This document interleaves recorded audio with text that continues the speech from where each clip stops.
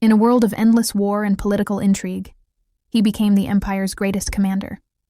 But victory ended in heartbreak, the loss of the woman he loved. Given another chance, he vowed to protect her, even if it meant becoming her cold, wicked husband.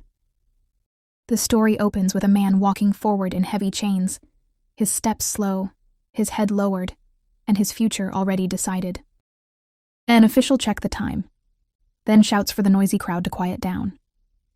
Once silence falls, he announces the crime that sealed the man's fate. The late emperor had fallen deep into addiction, and because of that, narcotics were now considered an unforgivable sin in the empire. Anyone caught using or spreading them would be punished without mercy. And so, the sentence is carried out on the spot. The crowd cheers like they just watched a festival show instead of an execution, and among them stands one young woman who looks completely shaken. This is Aileen, our heroine. As she turns and hurries away, she overhears people whispering among themselves. They say it's a good thing the criminals were caught before the Grand Duke Erzet returned.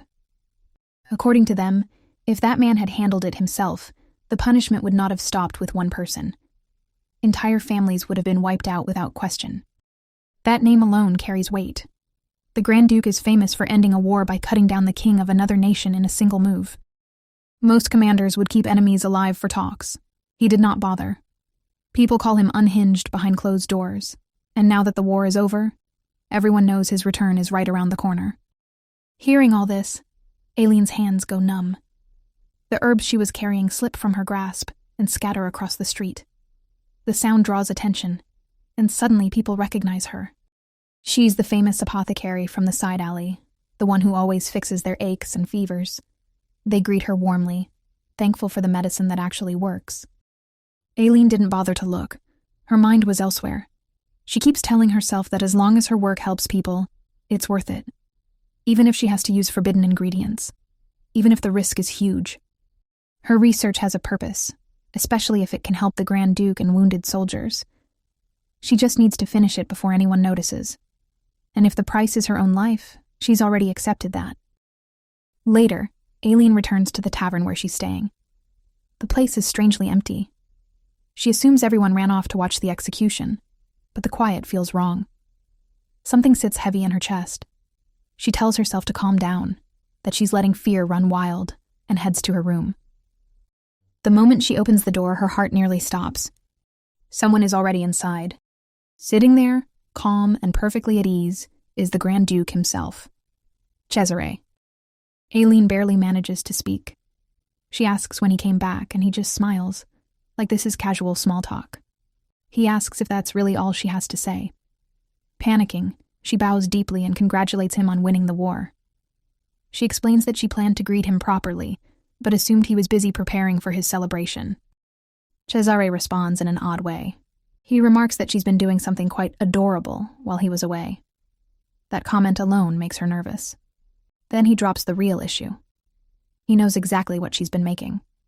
He straight up says it's about opium. When Aileen tries to explain, he cuts her off before she can finish.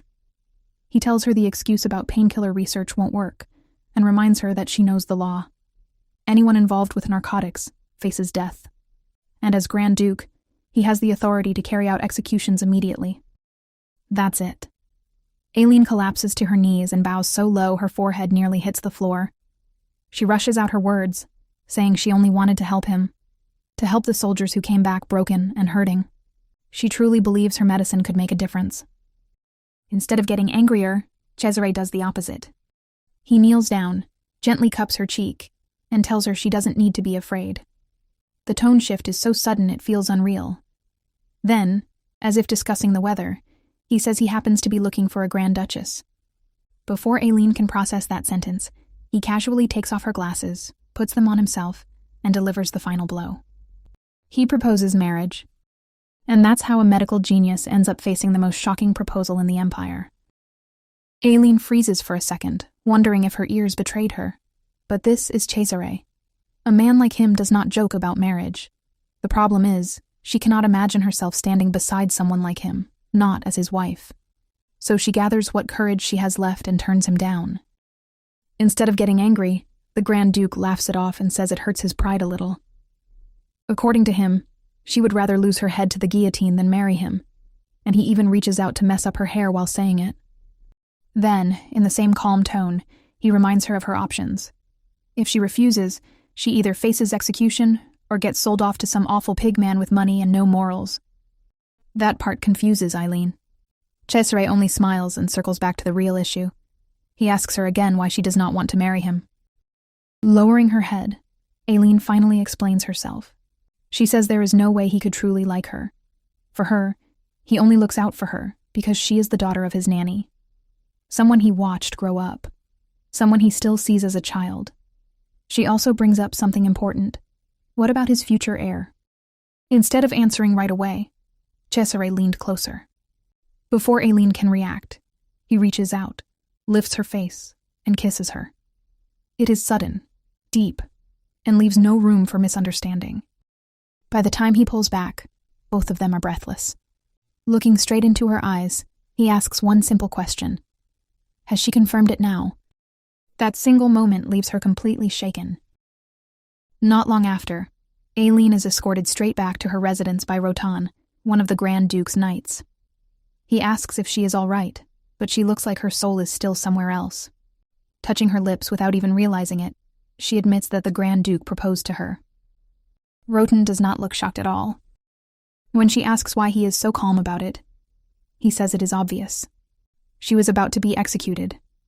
With the Empire tightening its grip on narcotics, the Grand Duke had to act fast. He needed to save her life, and he also needed a wife. So he chose the most efficient solution. Simple math, really. Rotan even hands her some candy while explaining all this, like this is just another normal day. But Aileen cannot see it that way. In her mind, her family has always been tied to the Grand Duke because of her mother. If she were executed over illegal medicine, it would stain his name as well. That means the proposal might not be about her at all. If efficiency is the goal, then any woman could have taken her place. A marriage without feelings. Rotan listens, then asks a question that hits harder than expected. If she dislikes all of this so much, why did she get involved with the illegal medicine in the first place? Aileen answers without dodging it. She says she only wanted to help the Grand Duke. Ever since she was young, he has always been the one helping her. So she tried to give something back. A powerful painkiller, something that could actually matter in war, something that could ease suffering. When she asks how they even found out, Rotan says the surprising part is that she thought the Grand Duke would not notice. She had been buying opium far too carefully for it to go unseen. He even admits that at first, he wondered if she had become addicted or if someone had tricked her. Aileen quickly shuts that down. She may be reckless, but she is not foolish. In the end, Rotan insists that everything the Grand Duke is doing is for her sake, even if it weighs heavily on her shoulders. Aileen admits she needs time to think. Just thinking about her father alone already feels like a burden she would be dragging into the Grand Duke's life. She stops mid-thought when she notices Rotan suddenly spacing out. Calling his name snaps him back. Then, he tells her that when he mentioned he would visit her today, the other knights asked him to pass along their greetings. Seeing Aileen's bright reaction makes him smiles, though he adds that Diego even prepared a rabbit doll as a gift for her. While all of this is happening, Cesare remains behind in the tavern. He carefully examines Aileen's research, page by page. After putting it down, he mutters to himself that everything is proceeding as planned. All of it for the sake of someone he cherishes. The scene slips back in time, 11 years earlier. Young Aileen wanders through the Imperial Garden, tears streaming down her face as she calls out for her mother. The garden feels enormous. Every path looks the same, and she is certain she's lost. That's when a young prince spots her. It's Cesare. He approaches her and asks if she is Lily, the daughter of his nanny. Aileen pauses, sniffling, and explains that Lily is not her real name. It is just what her mother calls her. Before he can say anything else, she suddenly hugs him, clinging tightly as she admits she cannot find her mother. Between sobs, she explains that she was told to stay in one place, but got distracted by a strange flower. Cesare smiles and tells her not to worry. He says he will take her back, because he knows his nanny must be desperately searching for her by now. The memory fades, and Aileen lets out a quiet sigh. Looking back, she realizes how reckless that was. She was just relieved to find an adult, and threw herself into his arms, forgetting that he was only a young prince himself at the time. If anything, she probably should have run to the tall knight behind him instead. Rotan would have been the safer choice. That thought leads her to another memory. Her mother's voice, firm and unyielding, warning her again and again that no matter what happens, she must never tarnish Cesare's honor. The Elord family existed to serve him for life. Those words were carved into her heart, and even now Aileen has never forgotten them. To her, Cesare is the Grand Duke, the supreme commander of the Treon Empire, the man who survived the fight for the throne and personally placed his only blood brother on it. He is noble, powerful, and far beyond her reach. And yet, somehow, she is expected to stand beside him as Grand Duchess. If her mother were still alive, Aileen knows she would never allow it. Someone like Aileen taking that position would feel like a stain on his name. That belief settles deep in her chest and hardens into resolve. That is why Aileen decides she must find another way to escape death without involving marriage. Staring out the window, she suddenly notices how late it has become. Her father still has not returned. But one day turns into several, and after an entire week passes with no sign of him, Aileen decides she cannot wait any longer. She disguises herself as a man and heads into the entertainment district, convinced her father must be gambling somewhere again. She remembers how excited he was when he heard about the Grand Duke's victory and the approval of the Arc de Triomphe. It had been a long time since he hit a big win, so he rushed out that day in high spirits. Thinking back, Aileen realizes that might have been the same day her father went to see the Grand Duke. If he really took gambling money from him, there would be a price to pay. At the very least, she needs to retrieve whatever money her father has left and return it. What she does not notice is the group of men trailing her from behind. They move quietly until one of them suddenly grabs her hat and yanks it off, exposing her face.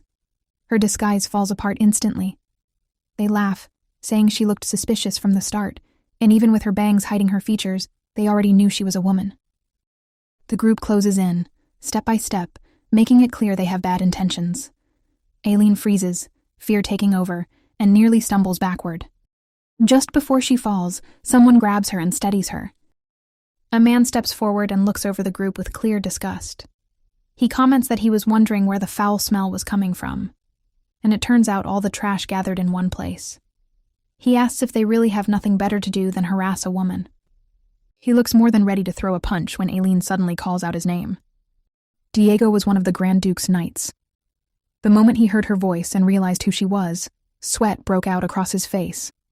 Seeing the sudden shift, the group of men understood they'd chosen the wrong target and bolted without looking back, running as fast as they could to save themselves. After that close call, the two head into a nearby bar to cool down. Diego is still tense, asking what on earth she was doing wandering around such a dangerous place at that hour. He promises that once he catches those men from earlier, they will not be getting away with it. Aileen listens, then tilts her head and asks the obvious question. What is he doing in a place like this himself? Diego tries to brush it off by saying he just came for a drink, then hesitates and admits that he is technically on duty. Saying that out loud while sitting in a bar full of people serving drinks and putting on performances makes him pause. Even he realizes how ridiculous it sounds. He gets flustered, curses under his breath, and looks ready to lose his mind. Aileen teases him about his wording, which makes him apologize right away, saying it just slipped out. Her laugh finally breaks the tension. Once things settle, she asks the question she came here for. She wonders if Diego has seen her father. He has not come home for a week, and she had a feeling he might be somewhere in this alley.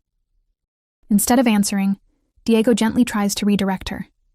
He suggests something warm to drink, like hot chocolate or milk with honey. That alone tells her everything.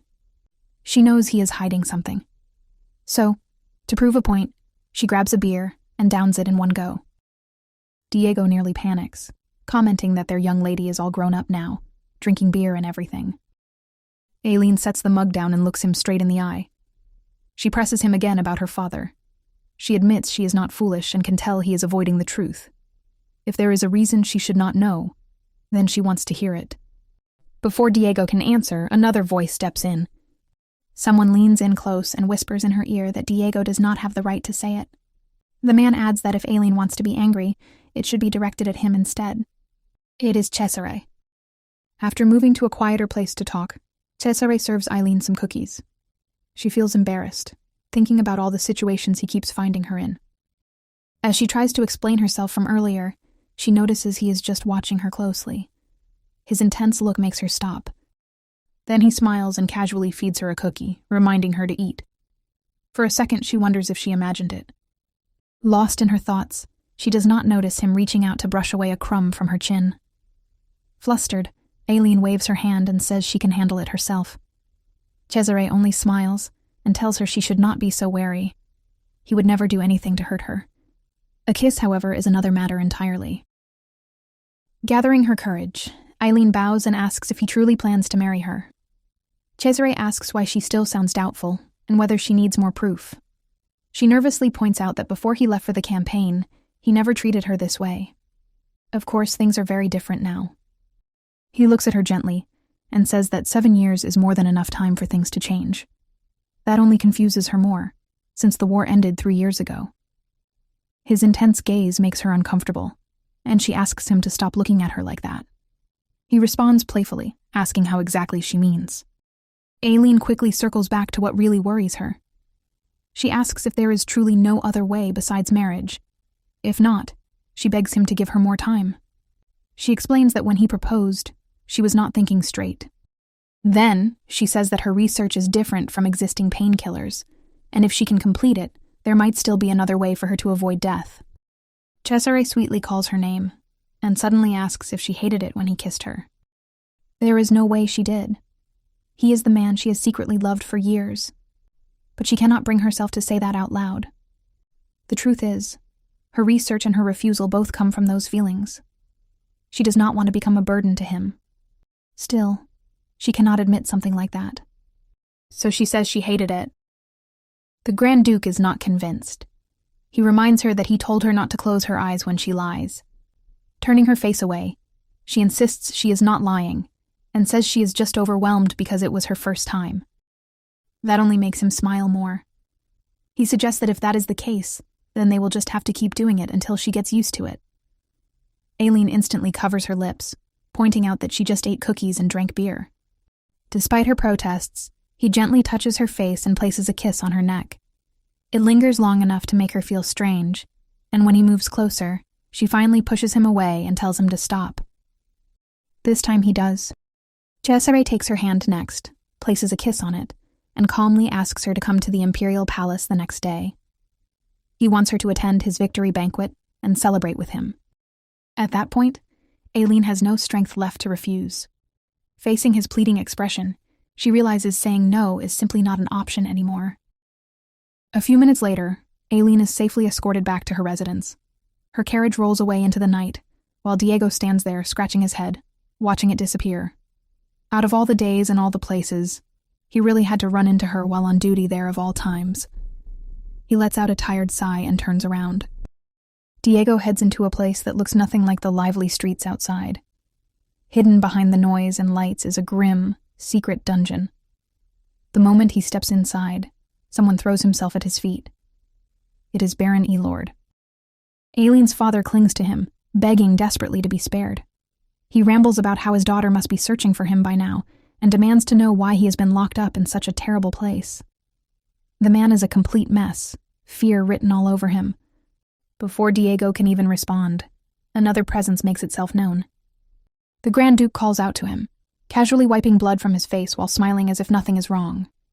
Then, in a strangely calm tone, he gives Diego a very specific warning. From now on, Aileen is never to be given alcohol, not even a drop. In fact, they should hide every last bottle from her. Diego does not even have time to react before Cesare grabs the Baron by the hair. Still smiling, the Grand Duke asks him if he has anything left to sell. The Baron panics and cries out, swearing that he never meant to sell Aileen. Diego can only stand there and watch as the Grand Duke punishes the Baron without hesitation. What unsettles him most is not the act itself, but the look on his master's face. Cesare seems almost pleased. That is when it hits Diego. Just as he suspected, the Grand Duke has changed. His thoughts drift back to 6 months ago, to the kingdom of Kalpen.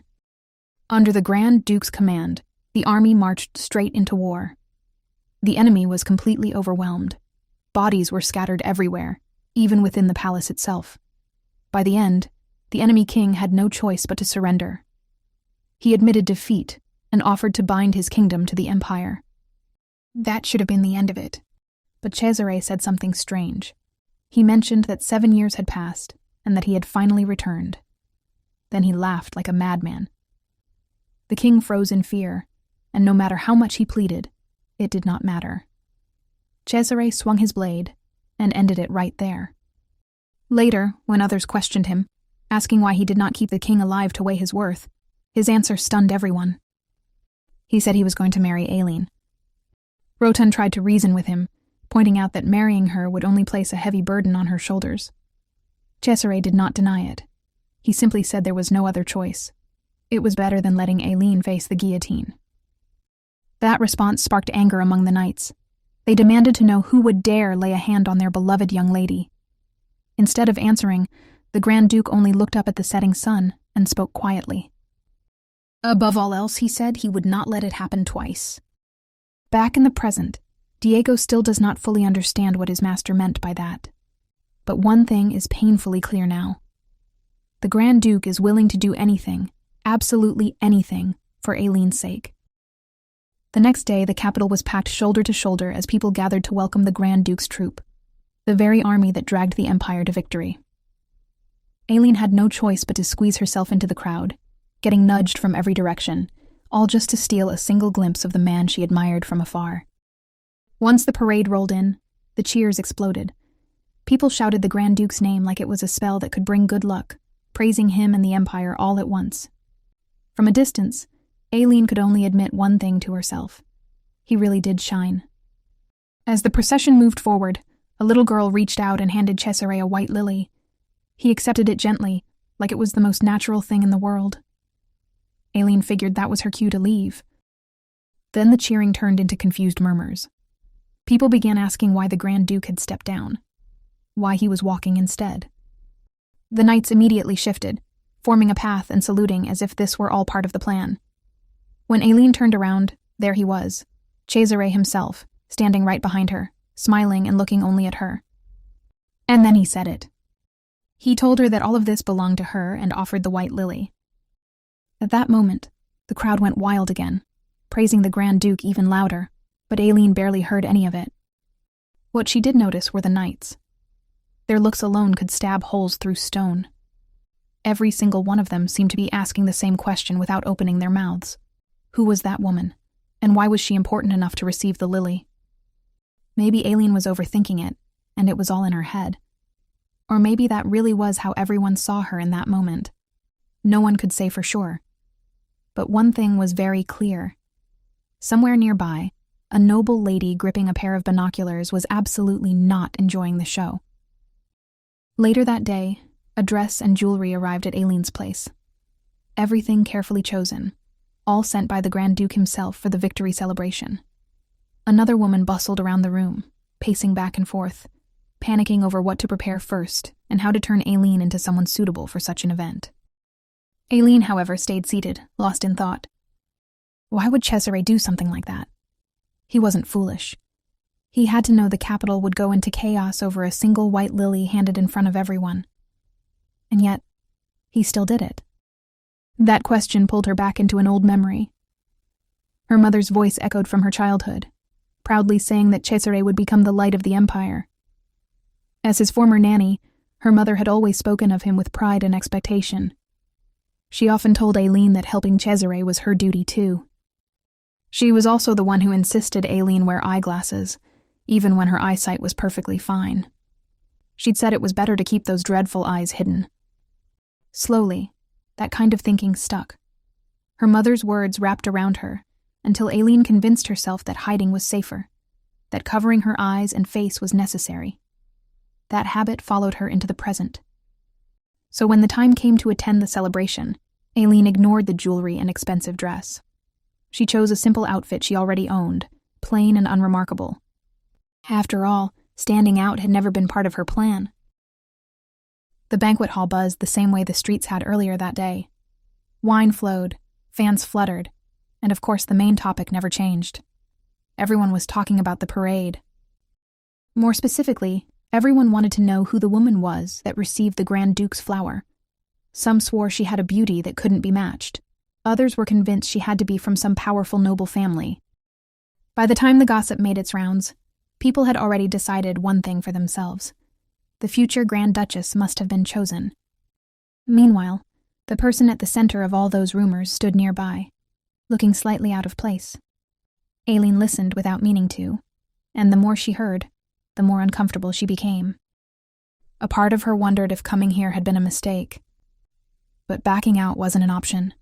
The Grand Duke himself had asked her to attend. So she settled on a plan that felt safe enough. Greet him politely, then disappear before anyone could look too closely. She had just started to move when someone suddenly bumped into her. Aileen quickly apologized and looked up, only to freeze when she realized she recognized the noble lady in front of her. Unfortunately, recognition went both ways. Almost at once, Aileen remembered something a patient had once mentioned in passing. The Emperor was engaged to a lady from the ducal house of Parbolini. The problem was that this lady had originally wanted to marry not the Emperor, but the Grand Duke. And standing right in front of Aileen now was Ornella von Parbolini herself, the Emperor's fiancée. The moment Ornella appeared, other nobles swarmed in as if summoned. Compliments flew left and right, praising her beauty and elegance. Many proudly declared that the title, Lily of the Trayan Empire, suited her perfectly, as if it had been made just for her. That title tugged at Aileen's memory. Cesare used to call her Lily when they were young. But standing there now, watching Ornella bask in admiration, Aileen couldn't help thinking the name fit someone like her far better. It didn't take long before the noble ladies noticed Aileen lingering awkwardly nearby. Curious eyes turned her way, followed by quiet questions about who she was. Ornella answered for them, her smile gentle and her tone polite, though it carried just enough sting. She introduced Aileen as the young lady who had received a flower from the Grand Duke during the parade. The whispers came back instantly. People exchanged looks and muttered that for someone rumored to be an unmatched beauty, reality didn't quite live up to the hype. Soon enough, they decided the story about a chosen Grand Duchess must have been nothing more than overblown gossip. Like any noble lady skilled in appearances, Ornella stepped in before things went too far. She scolded the others for being rude, saying their words were improper. Then she added that the Grand Duke was known for his compassion and couldn't ignore unfortunate situations. Aileen, she suggested, was simply someone under his sponsorship, saying otherwise would only burden his generous nature. With that, the ladies were forced to apologize to Aileen. The words sounded proper enough, but Ornella's sideways glance told a different story. Just then, Rotan arrived like a lifeline. He approached Aileen and smoothly escorted her away, saying he'd been looking for her for some time and that everyone was waiting. Aileen didn't hesitate. She left with him without looking back, the noise fading behind her. The noble ladies could only stare in confusion. Watching one of the Grand Duke's most trusted knights personally escort Aileen made them rethink everything, because suddenly, calling it mere sponsorship didn't sound quite right anymore. As the two of them walked side by side, Rotan thanked Aileen for coming, saying the Grand Duke would be pleased to know she attended. He even checked if her trip had been comfortable. Then he admitted, a little awkwardly, that he should have escorted her himself, but his schedule had exploded at the worst possible time. Aileen brushed it off shyly and said there was nothing to worry about since the Grand Duke had arranged everything for her. She arrived just fine. Then she mentioned that Cesare had even sent someone to help her dress, but she sent the woman back because it felt like too much. Thinking about it now, she couldn't help wondering if that was a mistake. Standing there in a simple dress, she felt like she stood out even more, and not in a good way. Before Rotan could respond, Diego jumped in like he'd been waiting for his cue. He dramatically declared that it wasn't true at all. According to him, if she had dressed up properly, things would have been far worse. With a sigh, he added that every man in the capital would have swarmed around her without mercy. That scenario sounded like a disaster waiting to happen. Aileen ignored his exaggeration and instead asked about the knights she was familiar with, like Michel and Senyon. She had expected to see them too. Diego explained that they'd be late and might not even make it. Seeing the disappointment on her face, he quickly tried to recover. He suggested having tea together sometime soon and proudly announced that he'd bought her a rabbit doll. Apparently, it looked just like her. He conveniently forgot the fact that she was no longer a child. Not long after, other knights noticed Aileen and started gathering around her. The atmosphere warmed up quickly, and before she realized it, her dance card was almost full. Only the first dance slot remained empty, which felt a little strange, though she didn't have time to think about it. That was when Rotan announced that they had arrived at the greenhouse. He explained that new plants from the east had arrived recently, and that some of them might be useful for her research. That immediately caught Aileen's interest. Still, she asked what Rotan planned to do. He hesitated, then told her to focus on looking around and said there wouldn't be any issues when she headed back. The answer didn't quite make sense to her, but curiosity won out in the end. Once inside, Aileen quickly realized just how much the greenhouse had changed. Even so, being there stirred up familiar feelings. Memories surfaced without warning. When she was young, thanks to Cesare, she spent nearly every day in that place. It was where she could breathe and forget everything else. Then a familiar voice cut through her thoughts, saying that it was still a place that brought her peace. She turned and saw Cesare standing there, smiling brightly, saying that he had been waiting for her all along. As usual, one look at Cesare's handsome face was enough to make Aileen's thoughts shut down for a brief moment. And before she knew it, she realized she had been staring for far too long. Panicking, she scrambled to pull herself together and offered a proper greeting, congratulating him on his victory. Her clumsy rush only made things worse in the cutest way possible. Cesare smiled, clearly amused, and calmly returned her greeting, thanking her in the same polite tone. That only made her blush harder. Nervously, Aileen asked if she had made a mistake somewhere, admitting that she was still bad with etiquette and formalities. Cesare brushed that aside and praised her instead, saying she had done well. Then, he reached for her dance card and casually added his name to it. That was when it finally clicked for Aileen why her first dance slot had been left empty. Seeing her confused expression, Cesare asked what was wrong. Aileen admitted she never thought he would be the one to ask her to dance. She wasn't good at it, and had never even taken proper lessons. That earned her another smile. Cesare asked if she had forgotten who taught her, her very first steps. The memory hit instantly. Young Aileen, clumsy and unsure, stepping on her own feet again and again, just to convince herself it wasn't a dream. Cesare had been busy that day too, yet he still took the time to teach her how to dance. It should have been a happy memory. Instead, it twisted into something painful. When her mother found out, she scolded her harshly, furious that Aileen had dared to waste his time on something so trivial. She demanded to know if Aileen had forgotten her place. The flashback ended with young Aileen trembling, bowing her head over and over, apologizing through fear. Even now, the memory was so vivid that she found herself mumbling an apology meant for her mother. That worried Cesare. He gently lifted her face, asking what she was thinking so deeply about. Aileen avoided his gaze and changed the subject instead, urging him to hurry back since the ballroom was waiting for him. Cesare commented that he could spare a moment to look around the greenhouse first. He mentioned hearing about a flowering tree from the east, and said he wanted to see it with her since it had been a while. The excuse was weak, and Aileen knew it. He had never cared about plants.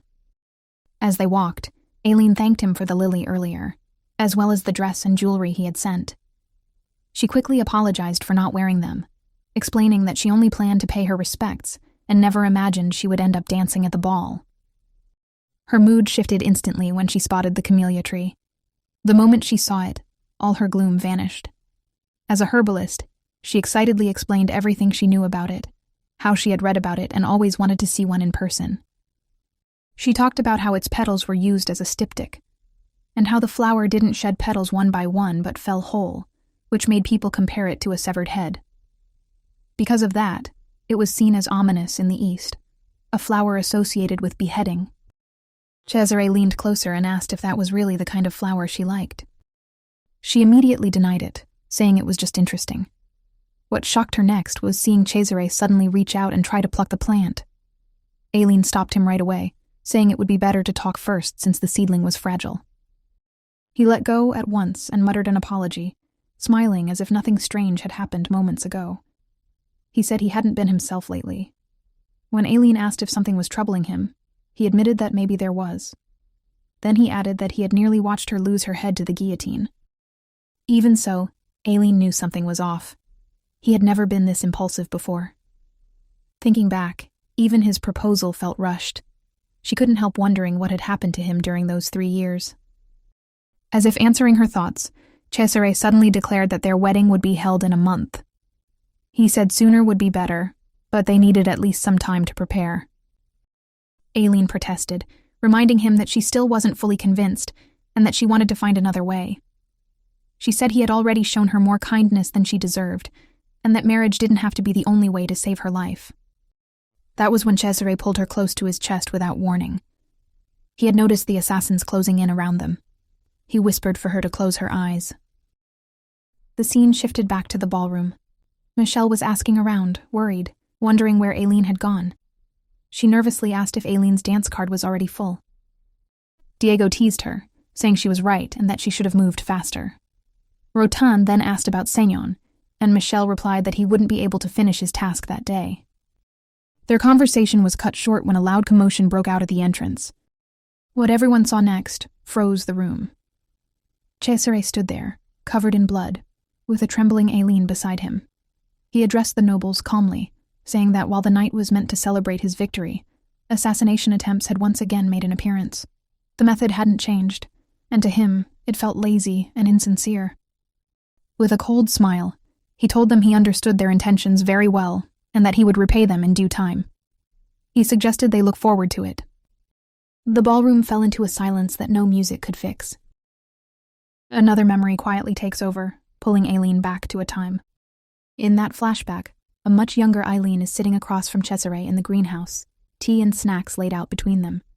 She asks him, in her small and curious voice, if he really likes plants that much. When he answers yes, she follows up by asking if he has actually read the entire plant encyclopedia he once gave her. A servant pours her tea, and Aileen excitedly talks about how fascinated she is with the book, sharing little facts she remembered. Just as she lifts the cup to drink, Cesare suddenly stops her and takes the teacup from her hands. Without hesitation, he pushes the cup toward the servant and orders him to drink it instead. The mood shifts in seconds.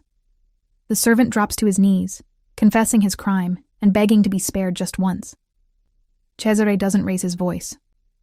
He only coldly points out that he told him to drink the tea, not to beg for forgiveness. With a flick of his finger, a maid forces the servant to drink it. Moments later, the man collapses, poisoned. Cesare tries to brush it off as if it's nothing, casually telling Aileen that the man won't be drinking tea anymore. But then he notices her. Young Aileen is crying, frozen in fear, unable to process what she just saw. That's when Cesare's calm mask cracks. Back then, the young prince had no idea how to comfort her. He didn't know what to say, or how to make it better. Even now, Aileen understands what happened that day. Someone had tried to kill Cesare first. By all accounts, it was self-defense, even if the method was brutal. Still, knowing that doesn't erase how terrifying it was to witness. She knows how often he must face things like that, threats and betrayal woven into his daily life. And yet, instead of standing beside him, all she did was sit there, scared. Her thoughts drift to the gift she had prepared for him, the pocket watch she planned to give him when he returned. She never got the chance. Their reunion had been swallowed whole by his sudden marriage proposal, leaving no room for anything else. Out of nowhere, a voice calls from outside, asking if the Baron is inside. When Aileen opens the door, she politely says her father isn't home and asks who the man is. When he confirms her name, his smile twists into something unpleasant. He lifts her bangs without permission, studying her eyes and face far too closely. He comments that they're just as mysterious as the Baron described.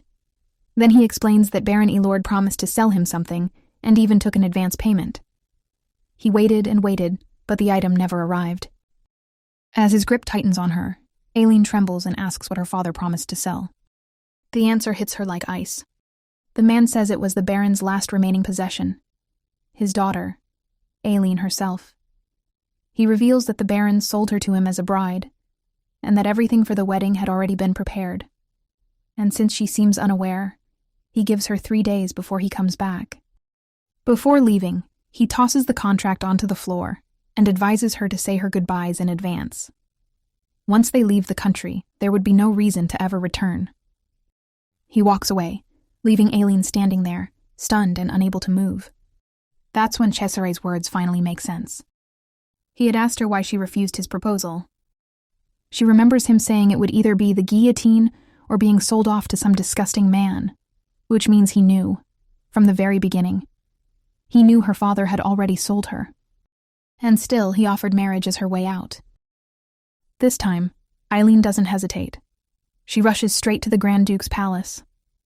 When she arrives, she's greeted by Sonyo, Cesare's butler, who gently complains about how she treated him earlier while he was serving her drinks and snacks.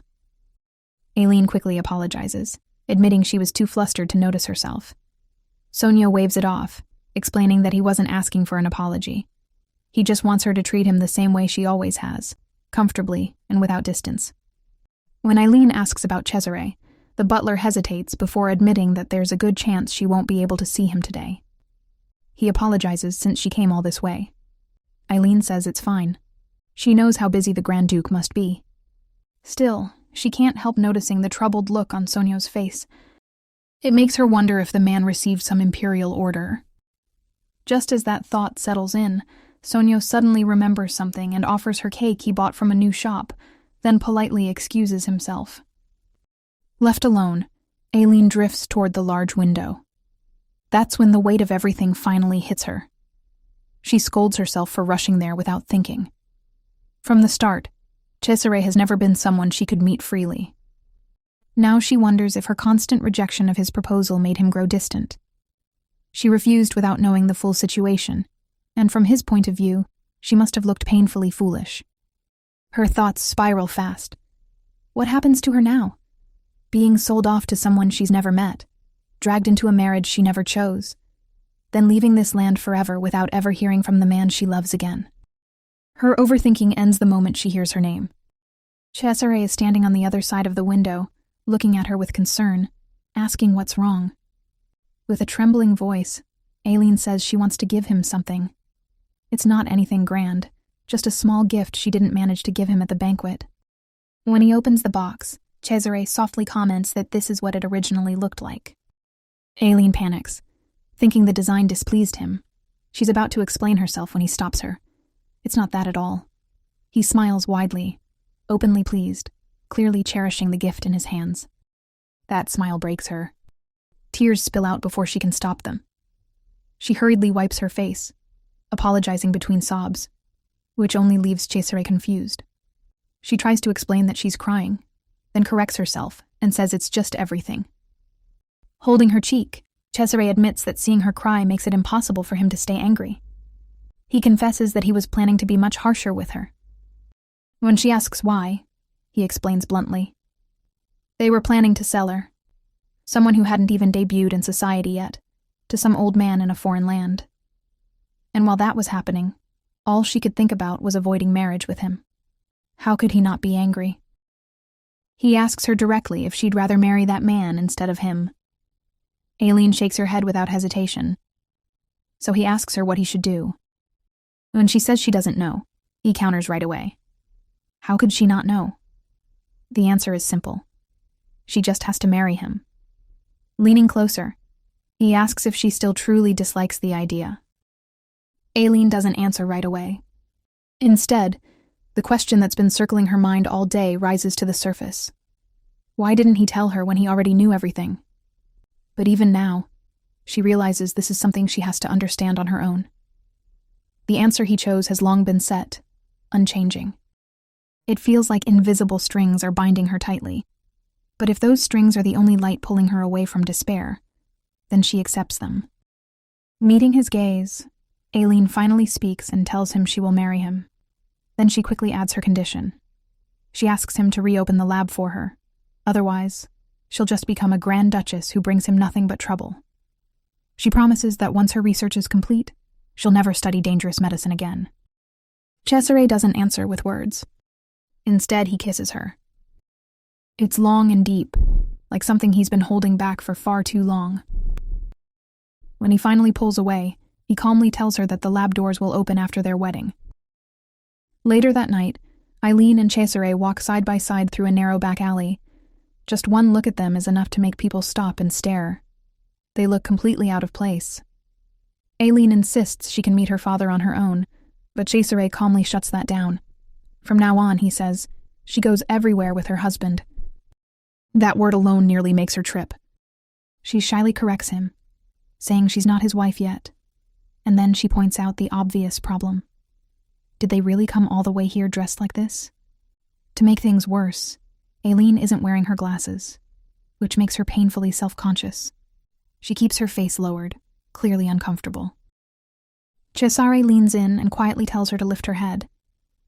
Eileen admits she's just not used to showing her bare face. Pulling her closer, he tells her no, saying she'll bump into something if she keeps walking like that. That only makes her panic more.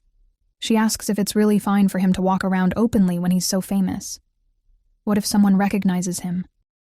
He jokes that even if they do, people will just think he came out for a drink with his lover, which of course is exactly the problem she's trying to point out. Despite the awkward teasing, they soon arrive at the place where her father is staying. The moment Eileen looks inside, she realizes it's nothing like the bar she visited there before. Suddenly, the crowd erupts in cheers as a beautiful woman steps onto the stage. She moves gracefully, completely owning the room. Eileen instantly recognizes her. This is the same woman who once came to her lab asking for medicine, saying she wanted to die beautifully without pain. Back then, the woman looked hollow, like someone barely holding on. Now she's radiant. The crowd calls her name loudly. Marlena. Marlena's eyes sweep over the audience and land on Eileen. Then she notices the man holding Eileen by the waist. Her smile falters, and something sharp flashes in her gaze. Soon, she begins to sing. The song is all about worthless men, about women being fools for believing sweet lies and sugar-coated words. The lyrics are clearly aimed, just not at the right person. The Grand Duke doesn't look offended in the slightest. If anything, he seems amused. He even asks Eileen if she knows the singer. She quickly denies it, far too nervously. Deciding it's better to leave, Eileen suggests they find her father instead. Marlena watches them go, her expression far from pleased. A short while later, they reach the room they were looking for. Cesare asks if she's really prepared to meet her father in a place like this. Eileen answers firmly. She needs to see it herself. She needs to confront him about trying to sell her. When she opens the door, laughter and noise spill out. Inside, people are drinking and fooling around as if nothing matters. And there, right in the middle of it all, is her father. Drunk, careless, surrounded by women, doing things no daughter should ever have to witness. Cesare steps in at once, covering her eyes. He tells her it's all right and gently instructs her to breathe slowly. A painful memory surfaces from her childhood. Her mother once asked her if she could smell another woman's scent on her father. Like someone slowly losing her sanity, her mother spoke about how the Baron shared his body with other women, but wouldn't even touch his own wife. That's why, in her mother's world, it was only her and Eileen. Just the two of them against everything else. The memory snaps apart when Eileen hears Cesare calling her name. He tells her again that everything is fine, that she just needs to breathe. Wrapped in his arms, the strength she was holding on to finally breaks, and she starts to cry. Soon after, a servant splashes water onto the Baron to wake him. The women scatter at once. When the Baron looks up and sees the Grand Duke, the color drains from his face. Cesare coldly remarks that he never imagined the man would sell his own daughter and still carry on like this. The Baron tries to protest, but the moment he realizes who witnessed everything, the Grand Duke cuts him off, warning him to mind his behavior. Lifting Eileen into his arms, Cesare adds that he's been rather impulsive lately, and that if the Baron makes another mistake and loses his throat by accident, this truly will be his last chance. With that, he walks out, carrying Eileen away from the filth of it all. Once they're alone, Cesare gently sets her down on a chair and tells her she can open her eyes now. It's over. Seeing how shaken she still is, all he can do is pull her into his arms again, holding her tightly until the trembling finally fades. Eileen eventually settles down, until sleep finally takes over. By the time her breathing evens out, she's already curled up on the Grand Duke's lap. That's when Roten quietly reports that Marlena is asking to see him. Cesare doesn't even look up. He calmly says now is not a good time. Rotan, however, doesn't let things end there. He points out that what Cesare did earlier was cruel. The Grand Duke already knew the man who bought Aileen would show up, and he could have stopped him before Aileen ever saw his face. Cesare countered that he had actually restrained himself from being even harsher, because under the original plan, the man shouldn't have met her at all. That way, Aileen would have been able to make up her mind, but seeing her face softened his heart. Rotan then asks why, if that's the case, Cesare didn't stop her from seeing her father too. Cesare doesn't dodge this one. He says it was because Aileen wanted to see him. Rotan doesn't reply, but he understands. Letting her see the truth wasn't kindness. It was a clean cut. Aileen has always been weak when it comes to blood ties, and Cesare knows it.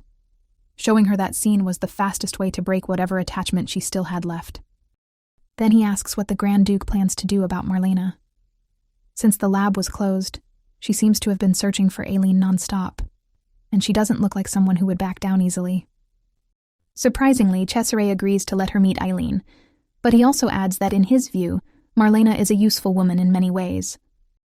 Then he gives his final order for the night. He tells Rotan to print the wedding announcement in tomorrow morning's paper. That way, Aileen won't have a chance to change her mind. The next morning, Aileen wakes up with that familiar sinking feeling in her chest. The kind that shows up right after she realizes she cried, clung to someone, and fell asleep like a kid who needed babysitting. Truly embarrassing. She's still trying to sort through the mess in her head when the peace shatters. Noise explodes outside her house, her name being shouted like it's some kind of headline. Confused, Aileen moves to open the door, only to grow even more bewildered by the sight before her. Newspaper people stacked at the gates, all talking at once, firing off questions about her sudden marriage to Grand Duke Urze. Someone even shouts something insane about her threatening his life if he didn't marry her. Absolute madness. The only thing stopping them from flooding in is the solid wall of knights guarding the place. Before the situation can spiral further, a warning shot fires into the air. A voice follows, loud and polite in a way that still sounds dangerous, asking them to quiet down because they're startling their mistress. It's Michelle, and she looks way too excited about this whole thing. Proudly announces Aileen's status as the future Grand Duchess. Shockingly, it works. The crowd settles down. Michelle beams and tells Aileen not to worry, that she'll take care of everything, and that Aileen should just stay inside. She even hands her chocolate, like this is all no big deal, and Aileen just needs a snack. Of course it doesn't end there. Another woman demands to be let in, loudly insisting she's Aileen's acquaintance, and that the Grand Duke himself approved her visit. That name alone does the trick. Marlena is escorted inside. Once they're seated, Aileen immediately asks how Marlena got there and whether something's wrong. Marlena doesn't sugarcoat it. She pulls out the newspaper and shows her the marriage announcement printed in bold. Seeing Aileen's obvious confusion, Marlena presses her to be honest. She promises that if Aileen was forced into this, she'll help her escape, no matter what it takes. That's when the story quietly slips back to the first day they met. Back then, Marlena had walked into Aileen's lab asking for a medicine that would let her die beautifully, without pain. Aileen, instead of recoiling, promised to make something as painless as possible, but said it would take time. A month, to be exact. Marlena would need to visit every 3 days. Aileen claimed proper checkups were necessary. She also gently told Marlena to see a specialist, mentioning how abortion after effects could be severe, and that she needed to stay healthy if she wanted to look beautiful. Even then, Marlena knew the truth. No poison needed a whole month. But she still came back. There were no treatments, no real medicine, just endless small talk and casual conversations. Tea and desserts that felt far too refined for a poor apothecary's lab. At first, Marlena found it annoying, tedious. Aileen rambled, told boring stories, and wasted time. Somewhere along the way, those pointless visits became something Marlena waited for. Without realizing it, she stopped wanting to die. She wanted to live again.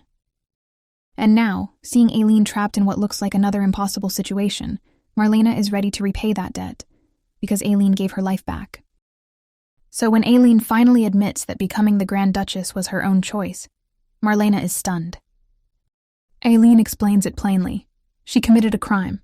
Cesare covered it up, cleared her debts, and needed a grand duchess. Marriage was the solution.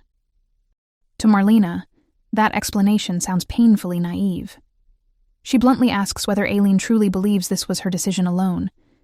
Everything about it feels shaped, guided, cornered into place. Someone as kind and innocent as Aileen wouldn't see it, but Marlena does. And to her, the Grand Duke is a man without a human heart. While that conversation simmers, Cesare plays the piano with calm precision. The moment is peaceful, until his brother, Emperor Leon, strolls in and compliments the performance. He teases that Cesare's playing has gained depth, probably because he's in love.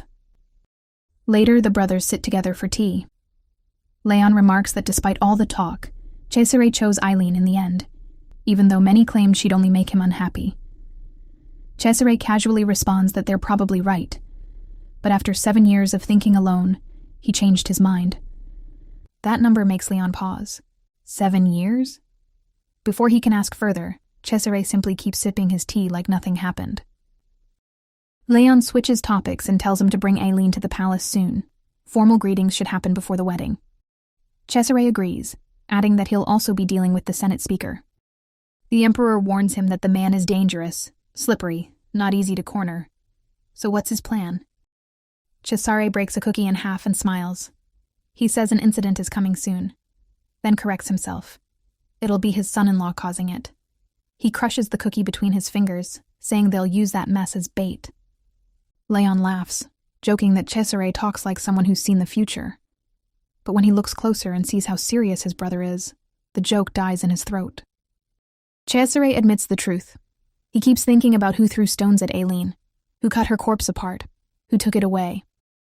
As he looks at the pocket watch she gave him, he says that's exactly why the wedding needs to happen fast.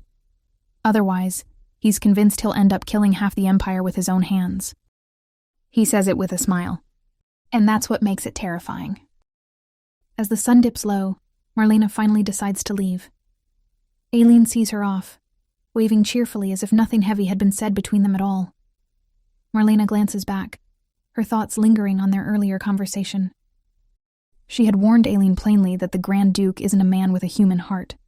She's seen how he destroys his enemies, cold, exact, leaving no loose ends. A man who calculates like a machine, more demon than human. Marlena insists that even if he looks gentle in front of Aileen, his true nature is cruel to the bone. Aileen doesn't deny it. She admits that she already knows that side of him. She watched him long enough to understand how dangerous he can be. But if she doesn't become the Grand Duchess, she'll be forced to go abroad for reasons she didn't share with her friend. And once that happens, she'll never see him again. That's the part she can't accept. With an embarrassed smile, Aileen admits something even she finds a little ridiculous. She really likes him a lot. And at that point, even Marlena has no idea what kind of situation this truly is. After Marlena leaves, Aileen glances down at the newspaper again. The wedding announcement still feels unreal.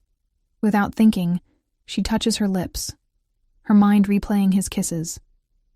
The realization hits her a second later, and she quickly scolds herself for spacing out like that. Her brief shyness doesn't last. A knight approaches and informs her that the Grand Duke is calling for her immediately. Orders were given for her to be brought to him at once. Aileen studies the man more closely. The uniform looks familiar, but the face doesn't. Something feels off. Cesare had always warned her when she was young. When he orders someone brought to him, he never sends a stranger. At the very least, he sends someone she recognizes. Because of that, she knows better than to follow just anyone. Keeping calm, Aileen says she needs to change clothes first and tries to excuse herself. She barely takes a step before the man grabs her wrist. Before she can react, he pulls out a handkerchief laced with an obvious sleeping drug. Seconds later, the only thing left behind on the ground is her glasses. Being kidnapped isn't new to her. The memory drags her straight back to her childhood, back when she was small, blindfolded, shaking in fear, calling out for her mother or Cesare in a place she didn't know. She remembers how terrified she was. And she remembers how he came for her. When the blindfold was removed that day, Cesare's worried face was the first thing she saw. He tried to calm her, held her steady, told her everything was fine. Through her sobs, She had asked how he was there when she knew he was supposed to be at war. He never answered properly. He just smiled and told her they would go home for now. That memory ends as Aileen slowly regains consciousness. She opens her eyes and sees a man standing in front of her. For a split second, relief floods in, and she calls out, thinking it's Cesare. But the illusion breaks instantly. The man isn't him. He's another noble, holding a dagger and looking down at her with a cold, terrifying expression. News of Aileen's disappearance reaches the Grand Duke almost immediately. Worse still, every guard assigned to her home, and all the emergency personnel, are gone as well, as if they'd vanished into thin air. The conclusion is obvious and ugly. There's a traitor somewhere high up in the military, so an investigation starts right away. The knights panic instantly, throwing out plans and rescue ideas all at once. Everyone is tense, loud, and desperate to move fast. Meanwhile, the Grand Duke stands there holding Aileen's glasses, calm to the point of being unsettling. For a man whose future wife was just kidnapped, he looks far too composed. Instead of rushing out randomly, he announces that he's heading to the chairman of the Senate. Senyon objects right away, pointing out that the chairman is part of the military and seems like an unlikely suspect. Cesare doesn't argue. He simply says it's not the chairman they're after, but the chairman's son-in-law. The reason is simple enough. He's the one distributing the drugs. In fact, all the drugs flooding Fiore Street trace back to him. Diego nervously asks how Cesare even knows that, and whether he investigated it himself. Cesare doesn't bother answering. He only says they should hurry, because Aileen will be waiting. The smile on his face at that moment feels completely wrong for the situation. The scene cuts back to Aileen, who's surrounded by a deranged nobleman and his 2 lackeys. She tells them she doesn't even know what they want, but still warns them that the Grand Duke is a cold man. She tries to downplay her own worth, saying she's just an ordinary woman. If she dies, Cesare could simply replace her without hesitation. In short, she's a useless hostage. The nobleman laughs and admits that was what he thought at first too, but not anymore. He explains that Cesare once deserted the battlefield as a prince, and the reason for that was her. Hearing that, everything clicks for Aileen. Even her childhood kidnapping suddenly makes sense. He really did come for her back then.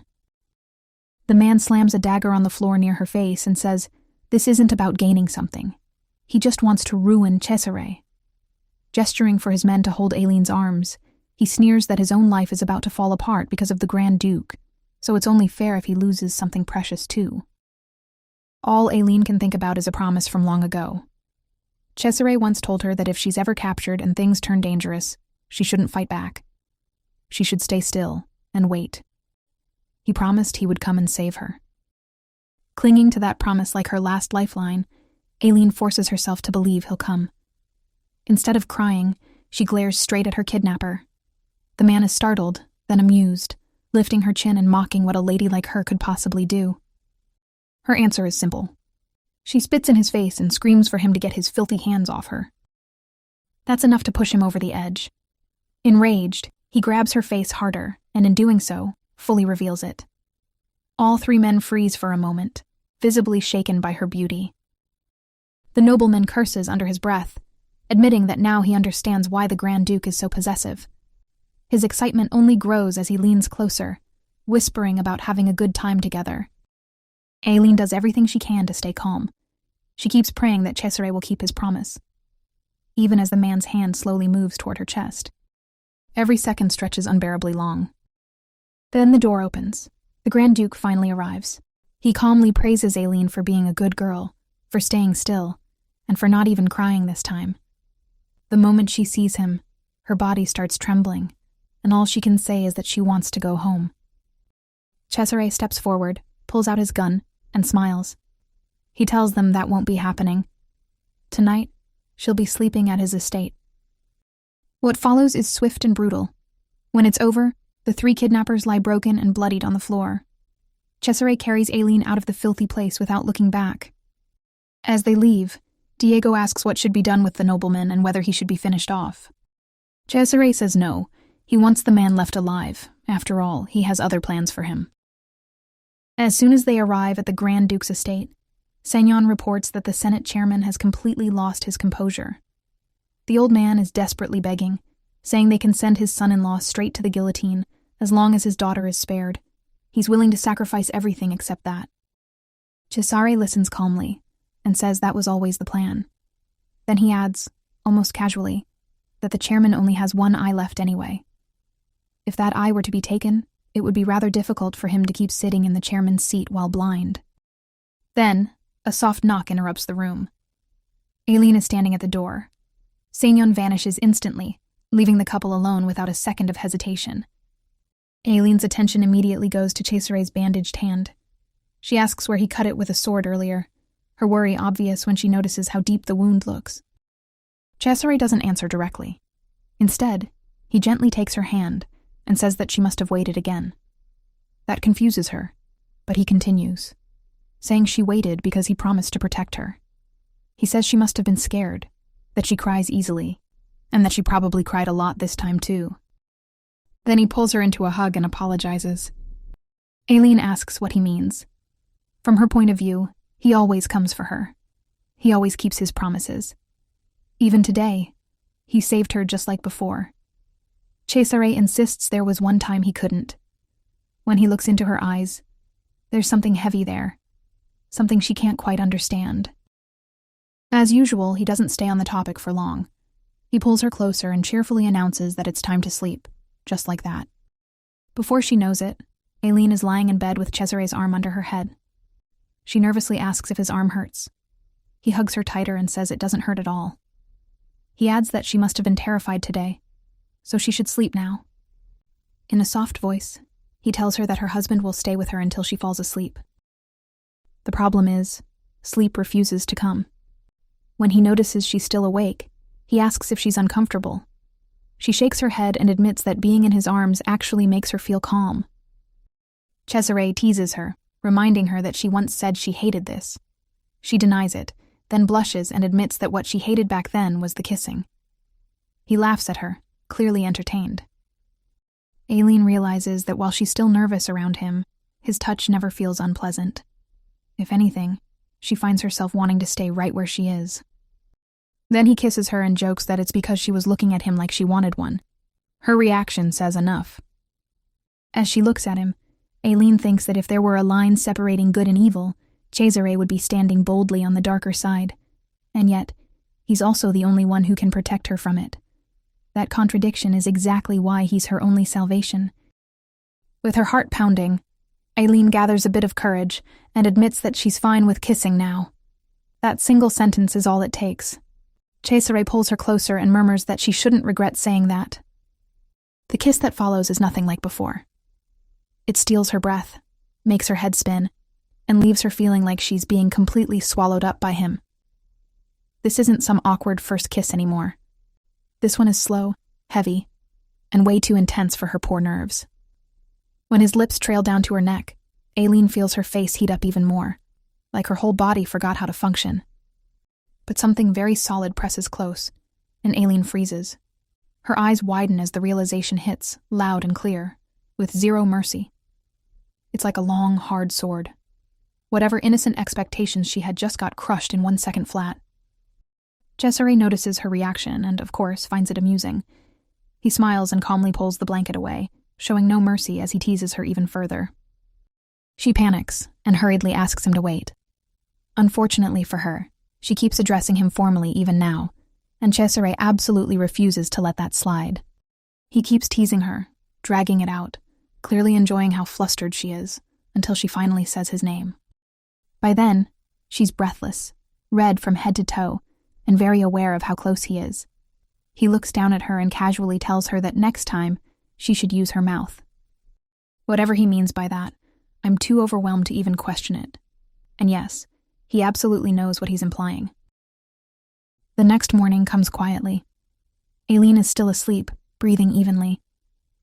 Cesare watches her face in silence, his expression heavy, as if he's holding back too many memories at once. He remembers a different time. She had once begged him not to go to the battlefield, scared he wouldn't come back alive. Even the butler tried to convince Cesare to at least see her before leaving, just once. But Cesare didn't bend. He believed that seeing her would only make things harder, and that nothing would change anyway.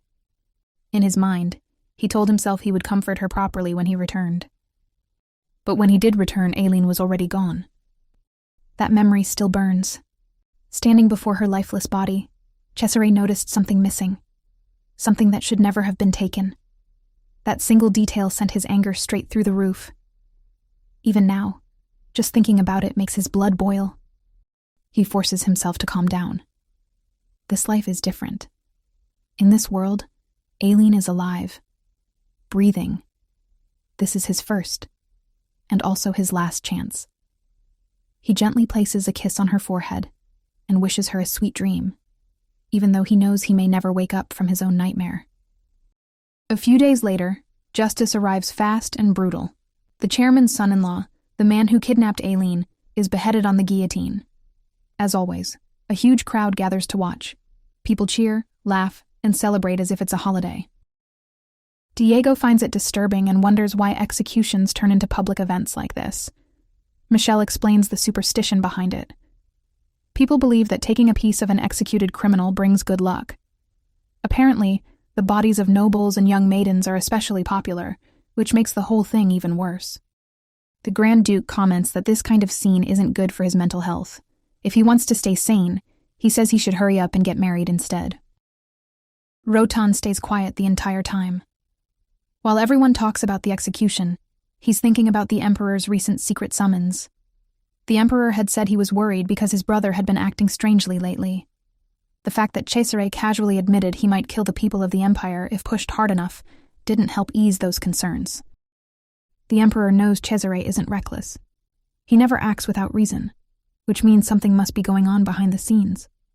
That was why he secretly gave Rotan an order, making sure the Grand Duke would never find out. That night at Aileen's house, the knights showed up one by one, clearly happy just to be there. They even thanked her for the invitation. Diego proudly handed her a stuffed bunny, reminding her it was the one he had mentioned before. Rotan immediately argued that books would have been the better choice, while Sinan jumped in, insisting that a fountain pen was far more useful, one he had already prepared. Michelle, not missing a beat, declared that snacks beat everything else, and that this discussion was already pointless. The room quickly turned noisy as they argued over gifts like children. Aileen, overwhelmed but smiling, gently suggested they eat first before the debate got any louder. That was when the guests realized something shocking. Every single dish on the table had been made by Aileen herself. Michelle nearly lost it on the spot, half joking and half emotional, wondering when the small, fragile Aileen she remembered had grown up enough to cook an entire feast. Flustered, Aileen explained that everyone had gone through so much trouble because of her, and she simply wanted to do something in return for once. With that, the mood softened.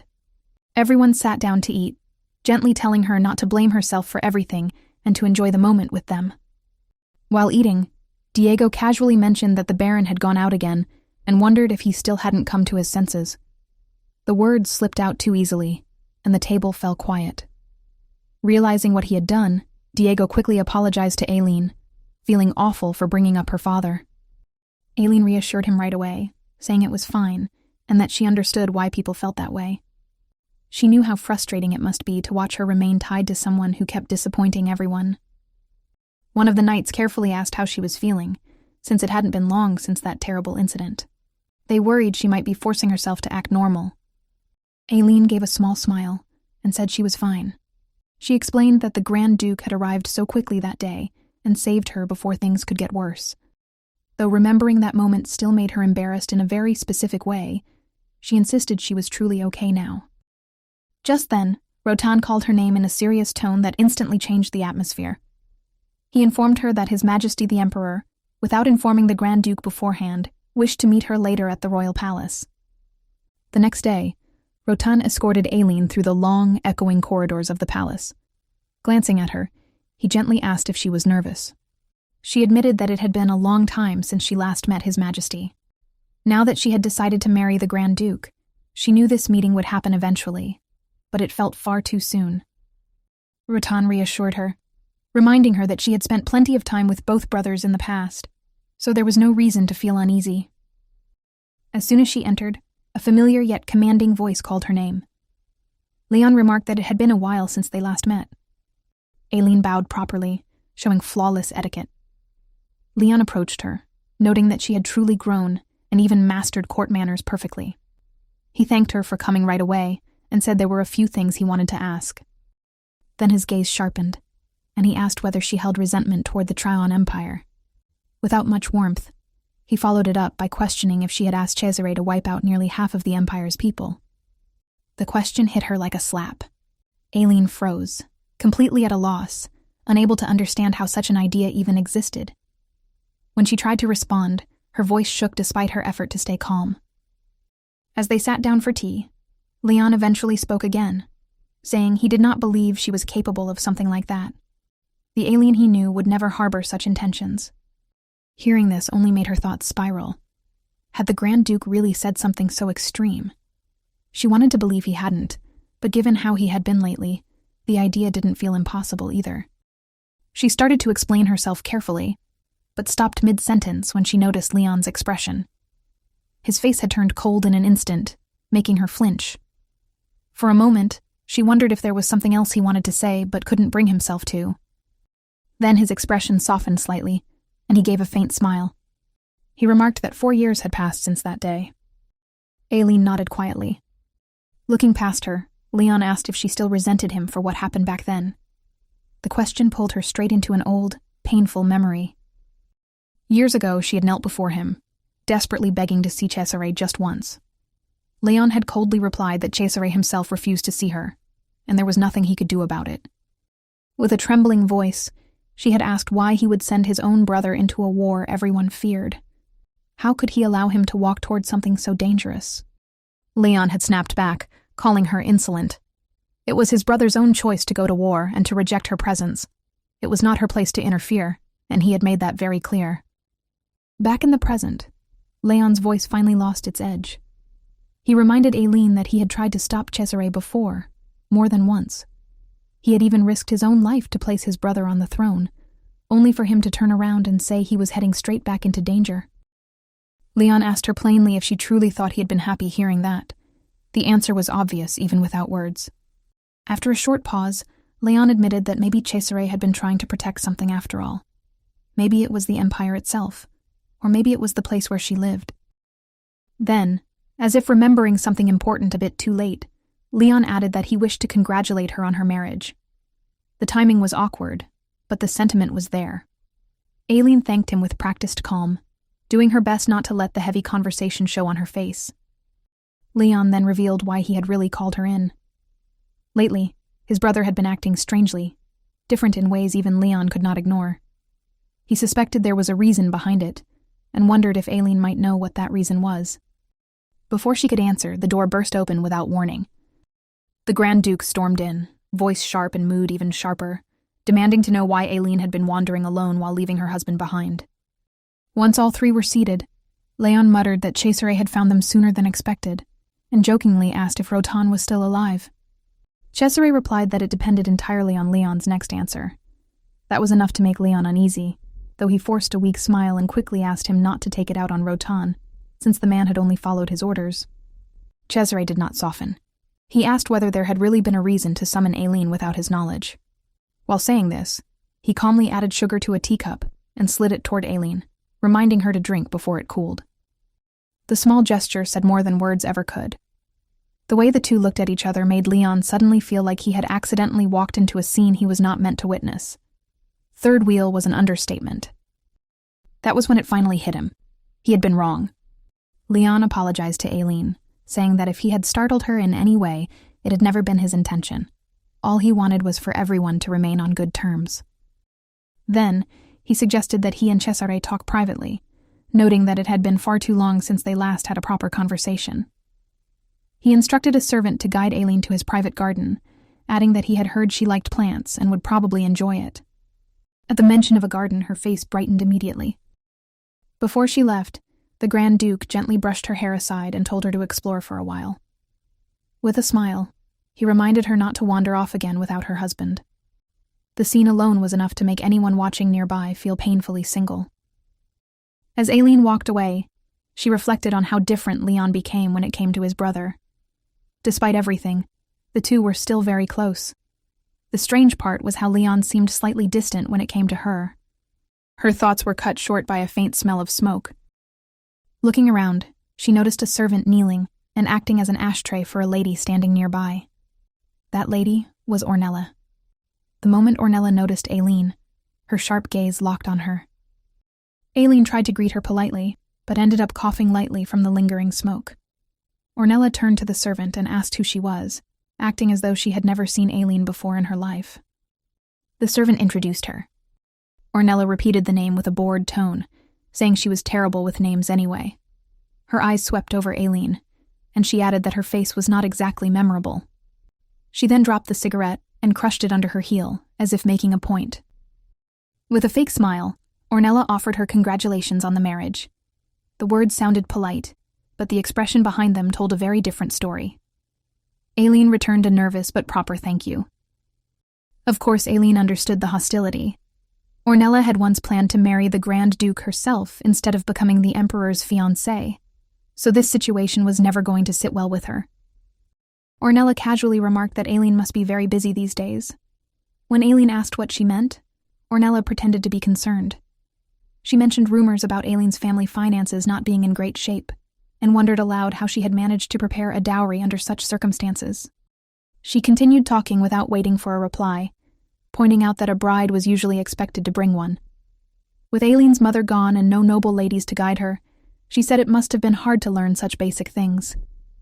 The words stung. Aileen felt heat rush to her face as embarrassment set in. She realized how foolish she had been to assume that once the marriage was arranged, everything else would sort itself out. She had promised herself she would never become a burden, yet here she was, feeling like one already. Noticing Aileen's shaken expression, Ornella softened her voice and offered what she called an alternative. She said she happened to be looking for a new handmaiden and suggested that Aileen could work for her until she saved enough for the dowry.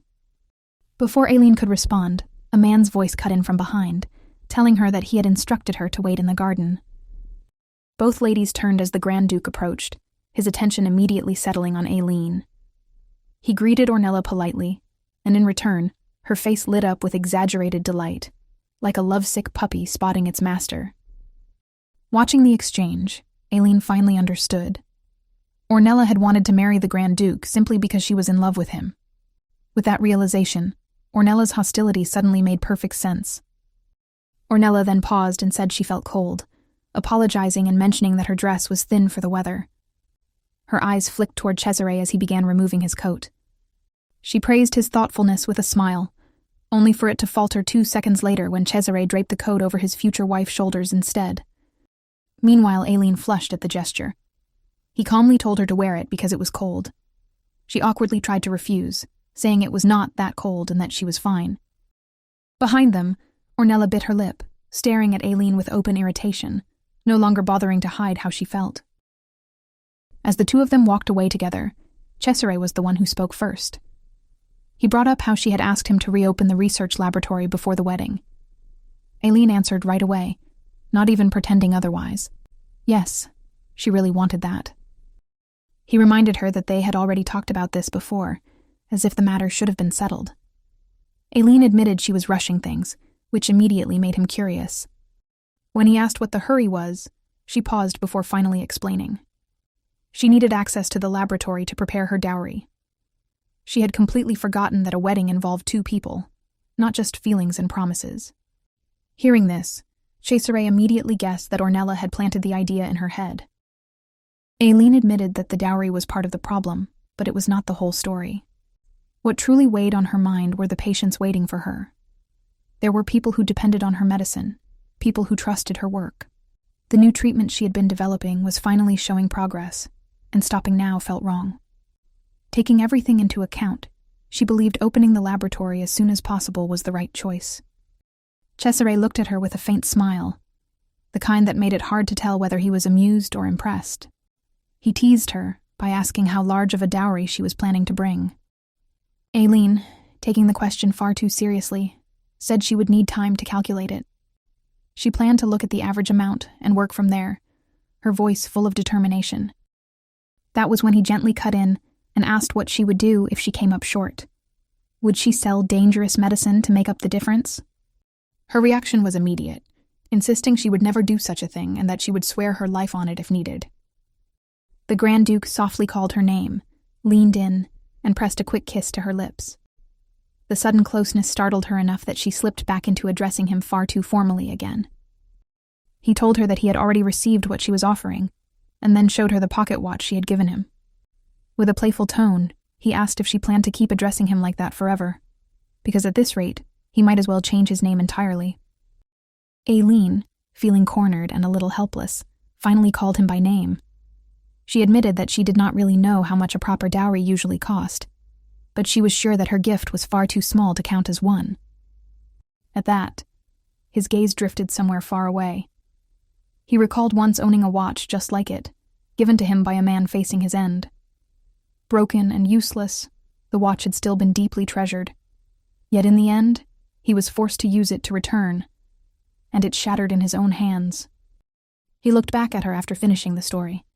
Now she had given him the same watch. He asked her quietly if something like that was not worth more than 1,000 pieces of gold. Aileen could only stare at him. Cesare then told her that because of that gift, he no longer needed any dowry at all. He had already received far more than enough from her, and in that moment, it was clear he truly meant it. The scene first drifted to Ornella, who was very busy enjoying herself.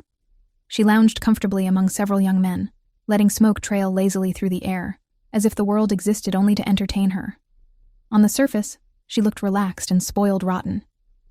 But her thoughts kept circling back to her recent encounter with the Grand Duke. In that memory, Cesare had casually asked Aileen whether she had explored the garden. When Aileen admitted she had not, he asked why she was still standing around. His gaze then slid toward Ornella, sharp and cold, and without raising his voice, he ordered his servants to escort the lady outside, commenting that she seemed to have lost her way. The dismissal had been swift, polite, and devastating. Ornella scoffed inwardly. She now thought the Grand Duke had been far too gentle. Compared to his calm rejection, her own anger suddenly felt small. With a lazy flick of her fingers, she summoned the man beside her. He immediately obeyed, lifting his drink and slowly pouring it along her neck, while two others knelt to kiss her feet. It was indulgent, excessive, and exactly the kind of attention she usually enjoyed.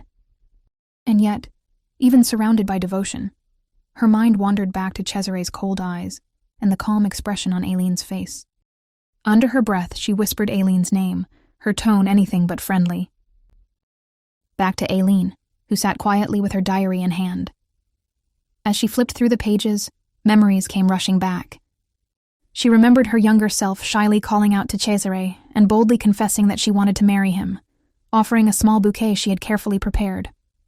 Back then, Cesare had looked far gentler, smiling as he told her she needed to grow a little more first. When she asked how much more, he pointed to a nearby plant and said she needed to be at least that tall. Little Aileen, however, gasped at a towering tree. That tree could grow up to 15 meters, which meant her marriage would be very, very delayed. Even so, Cesare had only laughed softly and patted her head, and she had smiled despite herself. Turning the pages, Aileen found notes written in her childish handwriting. One entry reasoned that if she waited until she was as tall as the tree, it meant Cesare truly planned to marry her. Another declared that becoming a spring bride was impossible, yet another excitedly stated that she had received a promise of marriage, and that the wedding ring should definitely have a very large gem. Closing the diary, Aileen smiled to herself. She had been adorable back then, and Cesare had been endlessly kind. Her thoughts then shifted to Leon's words about how his brother seemed different these days. Cesare himself had admitted that while the war was said to last 3 years, it had felt like 7 to him, and that he had not been in his right mind for a long time. Then there were his recent words, saying that he had already received too much from her. Putting all of it together, Aileen could not deny it anymore. Cesare had changed, and because of that, she wished he would rely on her, even just a little. But to do that, she knew she first had to become someone dependable. With quiet determination, she decided to start with today's schedule. Just then, a familiar voice called her name. Diego waved cheerfully and announced that today was finally the day, asking if she was ready to go. Aileen felt a small wave of nervousness pass through her, mixed with fear she did not quite want to admit. She clenched her fist and softly steadied herself. Starting today, She must do her best. Naturally, the story jumped straight to a dress shop. The attendants welcomed the future Grand Duchess with sparkling eyes, loudly declaring that they would find the finest wedding dress possible. But as they observed Aileen more closely, the mood shifted. One whispered nervously about her bangs, saying they would completely overshadow any dress. Another pointed at her glasses and suggested that if all else failed, a veil might help. Someone proposed that they should at least tie her hair up first. That was when Diego firmly told them to leave her appearance exactly as it was. The attendants protested, arguing that they needed to style her hair to match the gown. After all, the Grand Duke himself had requested the finest dress, yet they were not allowed to touch even a single strand of her hair. Diego replied that the Grand Duke had never asked for the finest hairstyle. At that moment, Aileen gently stopped him. She removed her glasses, gathered her hair, and tied it up herself. With a shy voice, she asked if that would be acceptable. The effect was instant.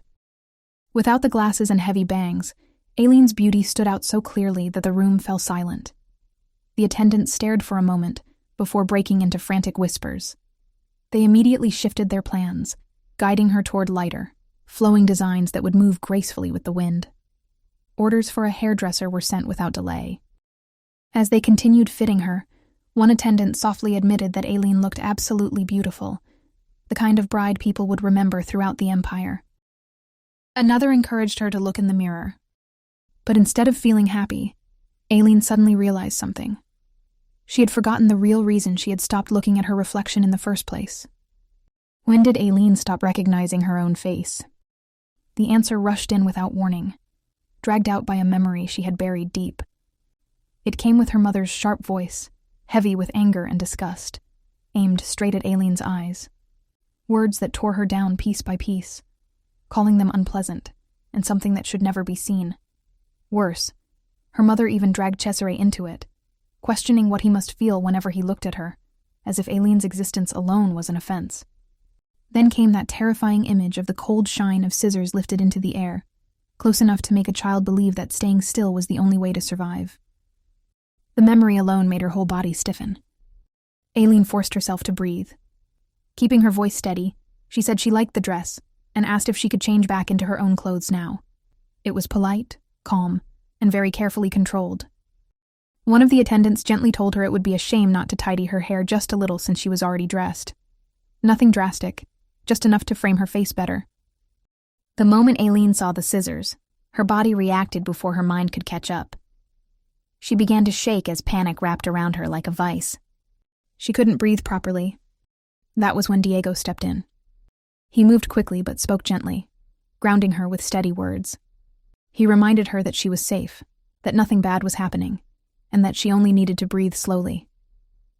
A few minutes later, once everything had calmed down, Aileen was seated comfortably with a cup of tea and some light snacks placed neatly in front of her. She thanked Diego in a small voice, but he shook his head right away. He said that if she had been startled, it was probably because of him. Reactions like hers were something he had seen countless times on the battlefield, so it did not shock him at all. What truly surprised him was learning that she was afraid of scissors. However, Aileen stayed quiet. Sensing the mood getting a little too heavy, Diego suddenly put on a small cat-shaped mask. The timing was so unexpected that Aileen froze for a second before asking where it even came from. He answered casually that there were always ways to work around things. That simple reply drew out a soft laugh from her. Once she relaxed a little, Diego gently asked if something had happened in the past. After hesitating, Aileen admitted that she had nearly had her eye injured by scissors once. The confession visibly startled him. But she quickly added what sounded like a carefully patched-up story about playing alone often as a child. Then, trying to shift attention away from herself, she remarked that someone as strong as Diego probably was not afraid of anything. He corrected that idea right away. Soldiers, he said, were still people, and fear was very much a part of them too. Seeing her confusion, Diego explained further. They trained endlessly for war, planned strategies, and prepared for every outcome. Still, battles were lost. Comrades fell. That feeling of repeated defeat was terrifying in a way that never fully went away. During those moments, he had turned to piercings and tattoos. At the time, he told himself it helped him endure, but looking back, he admitted it was closer to self-harm than healing. Tears welled up in Aileen's eyes, catching him completely off guard. He quickly reassured her that he was fine now and that it was all in the past. When she asked how he managed to get better, his answer was simple. He realized he was not alone. Whenever things became unbearable, he ran straight to Rotan, Signon, or Michelle and complained endlessly about when they were finally going to win. Together, they found ways forward. He even laughed as he recalled joking with the Grand Duke that if they lost again he would quit being a knight altogether. After that, somehow, the Grand Duke always led them to victory. Because of him, Diego truly changed. As Aileen listened, something warm and steady settled in her chest. She was not alone either. In her thoughts, she imagined Cesare calling her name, telling her to come closer. She quietly shared her own resolve. She wanted to change too. Even if she could not become stronger all at once, she did not want to feel ashamed standing beside the Grand Duke. She wanted to face her fears slowly, one step at a time. With her newfound determination, the two eventually made their way to the Grand Duke's estate. Diego wasted no time, immediately trying to steer Aileen toward another meeting with Cesare. She panicked, pleading with him to stop. He was busy, she insisted, and asking him to stay by her side just because of her fear of scissors was far too much. But Diego did not budge. He insisted that there was no better method. When someone wanted to overcome fear, having the person closest to them nearby worked best. Aileen continued protesting anyway, growing more flustered by the second. In her nervousness, she even suggested that maybe she should just take a sleeping pill and sleep through it instead. She mentioned that there was a fairly strong one in the laboratory. That was the wrong thing to say. Diego spun around immediately, alarm written all over his face, clearly trying to signal her to stop talking. Too late. A voice came from behind them, calm but sharp, asking what sleeping pill she was talking about. Cesare stood there, his eyes focused on Aileen. Later on, once they were inside the room, Aileen lowered her head and apologized. She said she was sorry for causing trouble over something so silly. He brushed it off right away. To him, there was nothing strange about it at all. Then, with that relaxed tone of his, he casually asked if she wanted him to hold her hand. It sounded like a joke, but not really. Aileen tried to act composed and shook her head, saying that just having him beside her was already enough. That answer lasted about 2 seconds before her cheeks heated up. In a much quieter voice, she admitted that it might actually be nicer if he did hold her hand after all. Cesare did not waste the opportunity. He smiled, reached out, and gently took her hand in his like it was the most natural thing in the world. Without even noticing it, Aileen ended up staring at his face while holding on tightly, as if letting go would make everything fall apart again. That was when the butler entered the room with a warm, grandfatherly smile. He lightly joked that his old hands were not so terrible, and suggested tidying her hair instead. Cesare immediately called Aileen's name and told her to keep her eyes closed. He promised he would stay right beside her the entire time. That alone was enough for her to nod and slowly remove her glasses. As Sonio began trimming her bangs, she focused on one thing only: the steady warmth of Cesare's hand holding hers. She clung to it the whole time, grounding herself in that simple contact. After a while, Sonio stepped back and announced that he was done. He handed her a mirror with visible pride, saying that he was quite satisfied with his work. Aileen looked down at the mirror. Even though her vision still refused to show her face clearly, she nodded and said she liked it, thanking him sincerely. Of course, Cesare noticed something was off. Aileen politely added that he must be very busy, and thanked him again for sparing his time. She admitted it felt strange to have Sonio personally cutting her hair. That was when Cesare lifted the mirror slightly and asked her if she could see something else instead. She hesitated. He then told her gently that if the mirror showed her anything she did not want to see, she should tell him. There was no pressure in his voice, only concern. Her hands began to shake as she finally admitted the truth. When she looked into a mirror, she could not truly see her own face. Everything turned dark, distorted, like her mind refused to let the image exist. It was not pain or damage to her eyes. She had studied enough to know that. Whatever it was, it lived somewhere deeper, in her thoughts or her heart. The Grand Duke reached out and softly held her face, his touch careful and warm. With her voice trembling, Aileen asked if he hated looking at her now. With her hair like this, without her glasses, with eyes she believed to be unpleasant, He stopped her immediately and asked if he had ever once said she was unpleasant. She shook her head. So he leaned closer and told her that those words had come from her mother, not from him. And her mother, he reminded her, was not her entire world. That sentence landed heavily, sinking straight into her chest. Cesare then added in a quiet voice that maybe he should have gone back there sooner and handled things properly from the beginning. The meaning behind it was serious enough to confuse her. When Aileen asked what he meant, he brushed it aside, gently patting her head and telling her it was nothing she needed to worry about. After a moment, he suggested that she should head home for now. Then, almost as an afterthought, he added that she could also stay the night again if she wanted. That single suggestion hit Aileen out of nowhere. She stared at him in silence as her mind scrambled to catch up.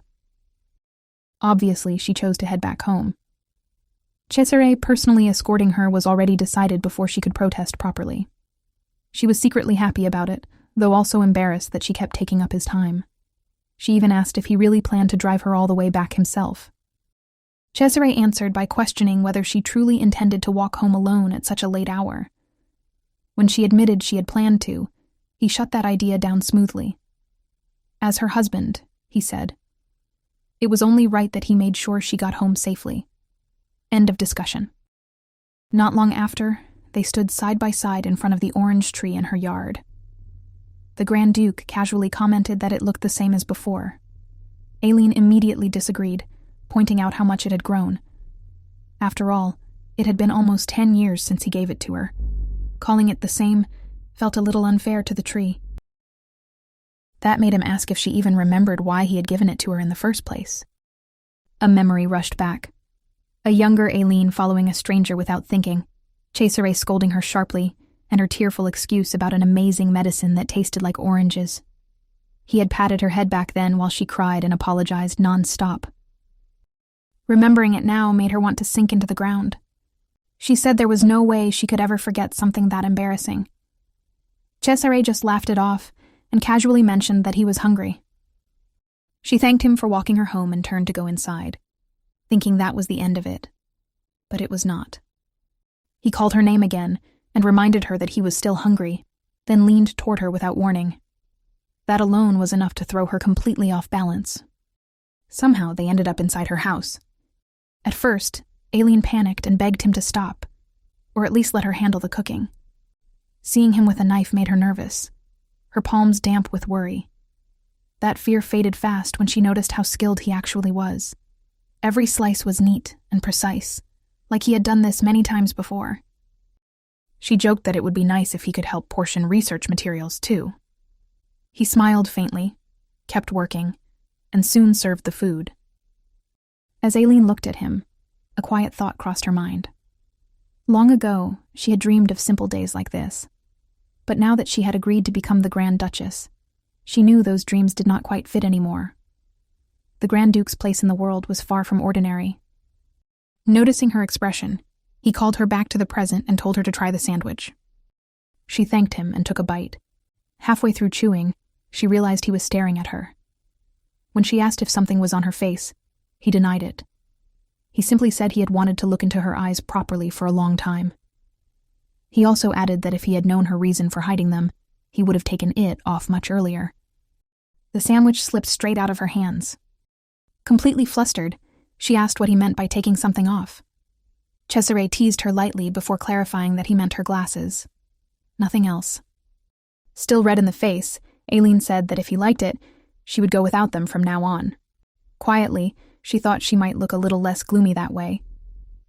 Trying to escape the awkward moment, she shoved a sandwich and told him to try it since it was really good. Without warning, Cesare took her hand and licked her fingers clean, catching her completely off guard, then calmly said that it truly was delicious. Her face burned as she stood there, wondering when she had started reacting like this, and whether she was seriously becoming a pervert. Afterward, she showed him her room and shyly brought out a stuffed rabbit, asking if he wanted to see it. She explained that Diego had given it to her. Cesare barely reacted.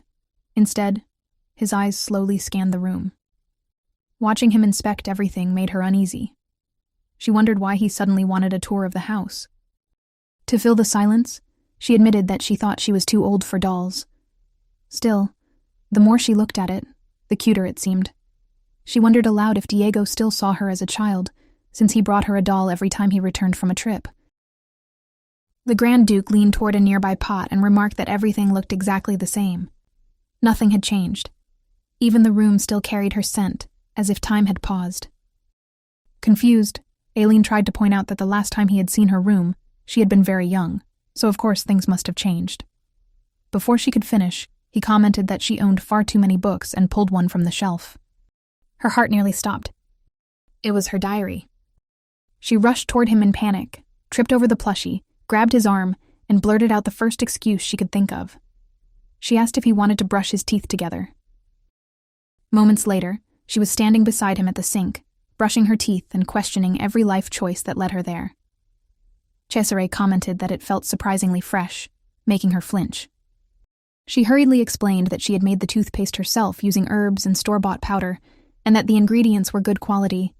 He then asked if she had made the soap too. She brightened immediately, confirmed it, and invited him to try it. As he washed his hands carefully, she watched with proud eyes, like a proud mama to her child. When she noticed the sun setting, she awkwardly apologized, saying that talking about soap at a moment like this felt strange. She suggested that maybe he should be heading back soon. Instead, Cesare tossed the towel aside and suddenly pulled her closer. Leaning down, he whispered that from now on, no matter who asked, she should never allow anyone else into her bedroom. Blushing hard, Aileen replied that no one but him had ever entered anyway, so there was nothing to worry about. His expression shifted as he asked if she did not fear what he might do to her. It sounded like a test. Instead of shrinking back, she smiled gently and said the Grand Duke would never harm her. Even if something bad happened, it would only be because she had done something wrong. That answer made him lift her chin and say that this too could count as punishment before kissing her. Aileen protested, saying this was not what she meant, and she did not make a mistake at all, but he did not stop. Overwhelmed, she wrapped her arms around his neck, completely caught in the moment. When he finally pulled back, he called her name and told her firmly not to speak so lightly about death again.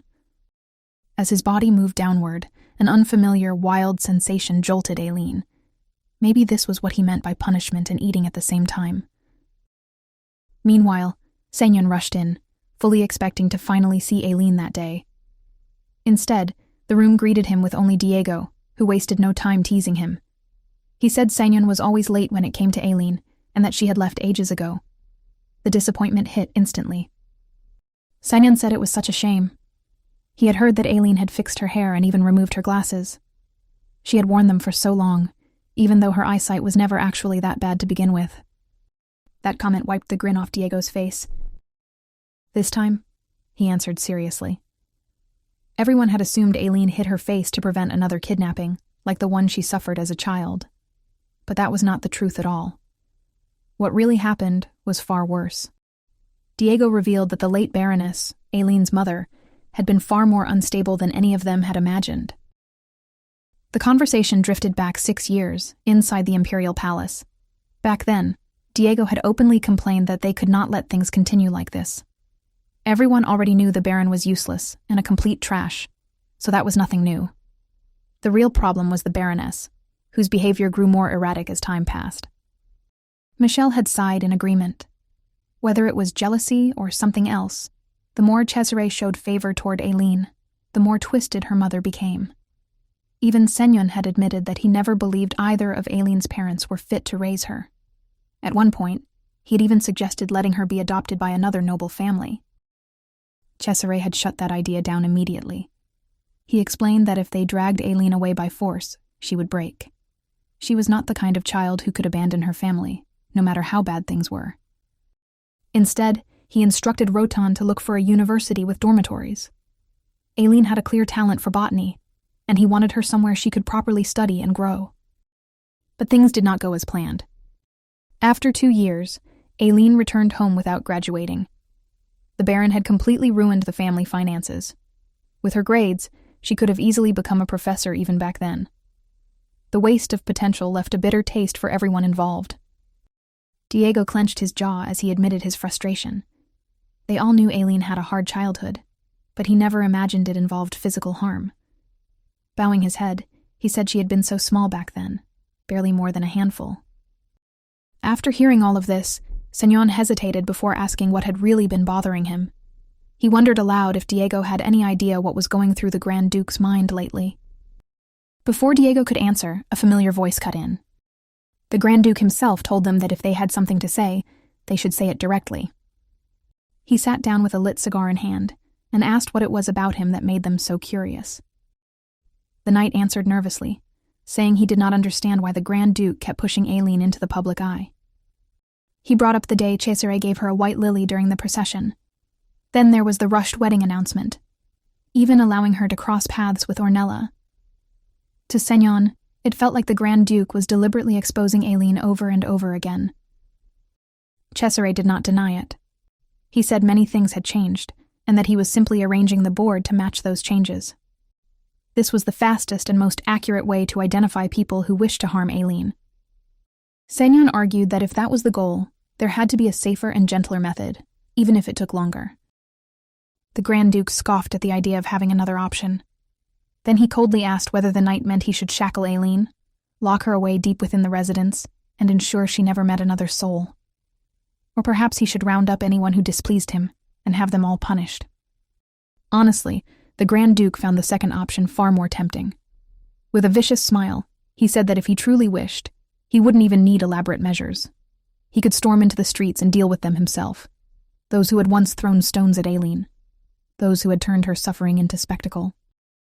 Memories from a past life surfaced, things the knights could never know, stories of people turning her tragedy into cruel gossip, putting her lifeless head on display for entertainment, and dishonoring her even after death. And yet, he was forced to let such people continue drawing breath.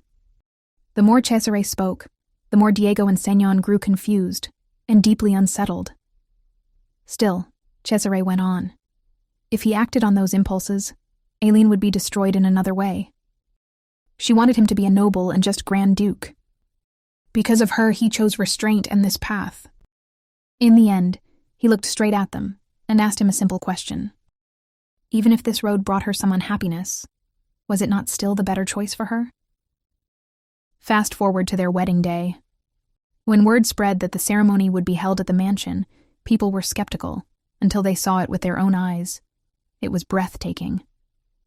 Naturally, the whispers quickly shifted to the bride. Aileen came from a small and unfamiliar barony, and that alone was enough to spark curiosity. One noble lady leaned in, eager to find out what she really looked like. Another claimed she heard from her uncle that the bride was supposedly the ugliest woman alive, which only made others wonder why the Grand Duke would choose her. That was when Ornella interrupted them, clearly annoyed. She scolded them for speaking so loudly, reminding them that spreading rumors at a wedding showed a complete lack of manners. With perfect composure, she explained that Aileen was connected to Cesare because her mother had once served as his nanny. According to Ornella, while Aileen's appearance or background might invite curiosity, her character never did. She praised Aileen as hardworking and steadfast despite her humble circumstances, even adding that Aileen had once asked for the chance to work as her maid. Then came her performance of concern once again. Since they would soon be part of the same imperial family, Ornella claimed she had only tried to stop Aileen from lowering herself. She cautioned them about false rumors, even as she quietly planted a few of her own. By the time she was done, the crowd was convinced the marriage was built on loyalty and pity, not love. While all that was happening, Aileen had just finished preparing. Rotan politely informed her that it was almost time to head down. She hesitated and asked if Ornella had already arrived. When he confirmed it, her nerves spiked immediately. In her mind, she pictured Ornella offering fake congratulations in a dazzling dress, while guests laughed behind their hands, wondering if the bride had been switched at the last second. Her confidence was so low that she could not even imagine how stunned people had been earlier when they saw her. Still, remembering Cesare's words gave her just enough strength to take a step forward. Soon, Aileen began her walk. Knights, musicians, and guests alike froze, mouths slightly open as they stared at the veiled bride. She kept her head lowered, enduring the weight of all those eyes on her, even as the place fell into an uneasy silence. Then the Grand Duke called her. At that, she finally looked up and met his gaze. Memories instantly rushed through her mind. He was the man who had protected her when she was small, who watched her grow, who gave her warmth and care she never truly received at home. The world she once thought was forever out of reach now stood right in front of her, not as a dream, but as her groom. From that moment on, there was nothing left for her to fear. When Cesare lifted her veil, he was stunned. Aileen's face was radiant, tears of joy spilling freely as she smiled at him. As the wedding ceremony continued, the vows were exchanged with the priest's guidance. The Grand Duke swore to give his eternal, unchanging love, to offer his absolute trust, to become a winged lion guarding their new home, and to wield his sword for his lady, without hesitation. Whether he meant the literal sword or something else entirely was unclear, but the priest could only cough awkwardly at the vow. As for Aileen, she returned the vow and added that she would become a woven laurel wreath for her knight. Anyway, judging by Ornella's expression, her earlier words had slapped her right back. Reality, heartbreak, and a bruised ego all at once. When it came time to exchange rings, Cesare slid one onto Aileen's finger that left her completely stunned. It was the exact ring she had once drawn as a child. Smiling softly, he told her to think of the ring as him, because as long as she wore it, he would remain by her side forever. And for her, that promise was more than enough. After the ceremony, she sat in the room in a daze, staring at the ring on her finger, as if it might suddenly explain itself if she looked long enough. But no matter how many times she looked at it, the answer did not change. It was that ring. The design, the shape, even the tiny details were identical. At this point, coincidence had officially left the room.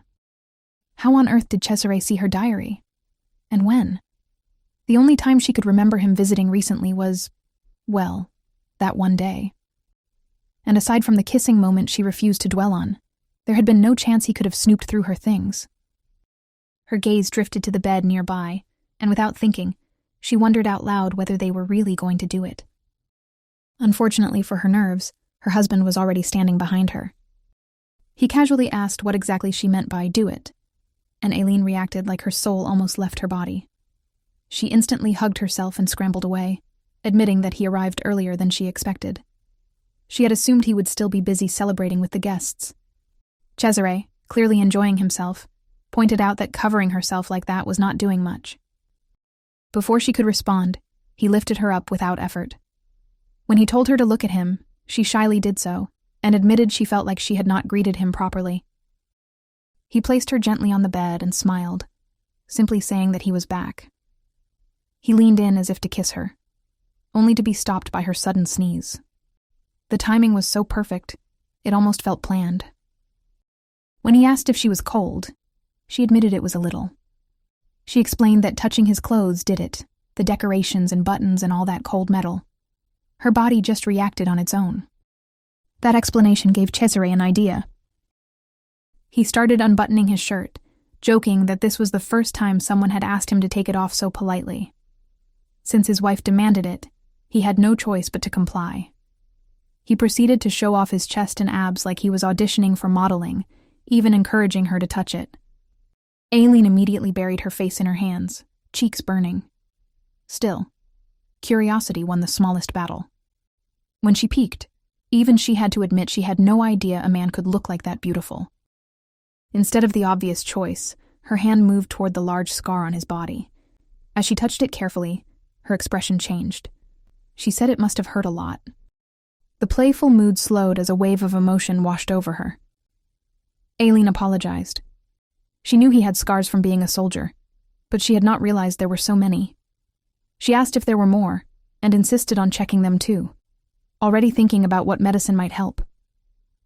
She was so focused on her medical inspection that she did not notice when Cesare guided her hand somewhere very hard, ahem, and distracting. Her brain completely stalled. It was huge, like a stallion, and even she couldn't comprehend how that was possible for a normal human being.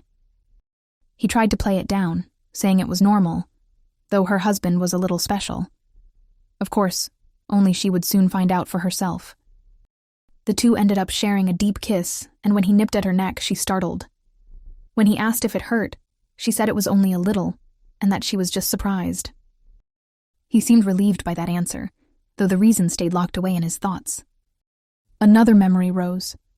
The day he discovered Aileen's death in his past life.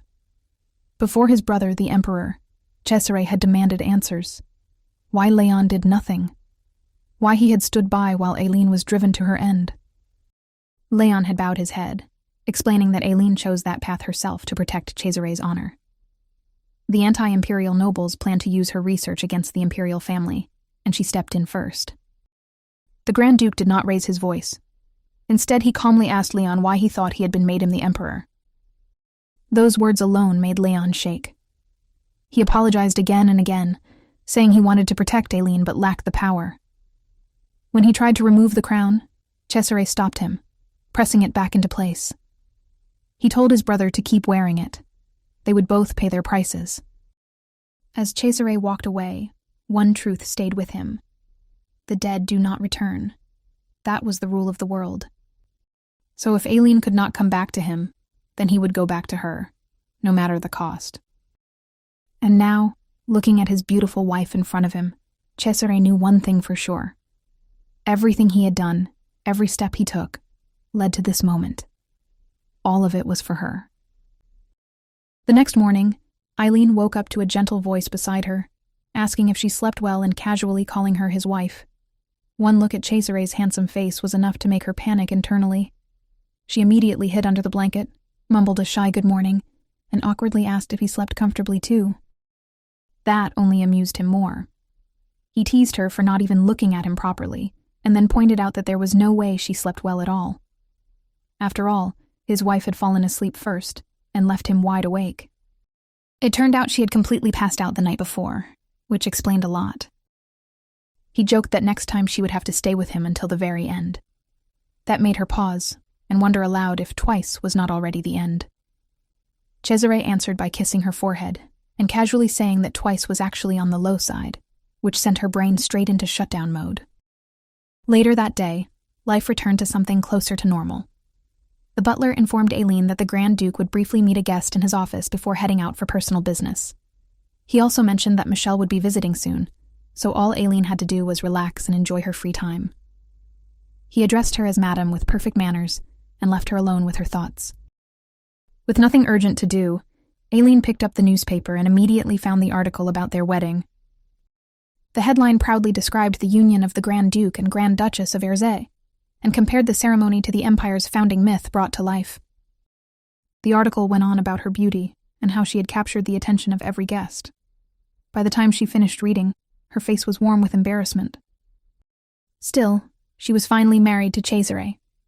More than that, she reminded herself of her goal. She would continue her research and become a Grand Duchess no one could look down on. She refused to ever become a burden to him. The newspaper then moved on to another topic, highlighting a nobleman named Count Domenico. He had been announced as the new Speaker of the Senate, a man expected to bring change to Parliament. People speculated whether he could truly balance the interests of the imperial family with those of the nobles. At that very moment, the same man was standing in front of Cesare, demanding answers. He questioned since when the Grand Duke cared so much about politics, and accused him of hiding an agenda behind the reports he had sent. Cesare calmly asked if the Count had even read everything. That question alone explained why the man was there. The Count grew agitated, criticizing how the Grand Duke handled the previous chairman's son-in-law. He claimed the punishment was far too harsh, and complained that mediation between nobles and the imperial family was already difficult enough. In frustration, he even asked why Cesare did not simply wipe out all the nobles if that was his goal. That finally caught Cesare's attention. He smiled and replied that even if he did that, he still would not get what he wanted. The Count felt a chill run through him. Cesare then laughed lightly, brushing it off as a joke, and signaled Rotan to hand the Count a document. The moment the Count read it, his expression collapsed. Cesare explained that while he was away at war, records showed the Count had secretly cooperated with the Kalpen kingdom. The reason was his wife's illness. Desperate to save her, he had been pulled into something he never truly believed in. The Count dropped to his knees and admitted everything. He had quit immediately once he realized what was being asked of him. Back then, he had even received an order to frame Aileen and push her toward a death sentence.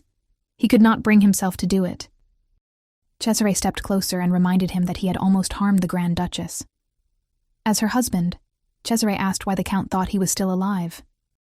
The Count guessed it was because he needed his cooperation. Cesare smiled. He explained that his wife would soon release a new medicine, one he held very high expectations for. There was only one small problem, though nothing serious compared to the impact of her work. Placing a hand on the Count's shoulder, Cesare made his offer.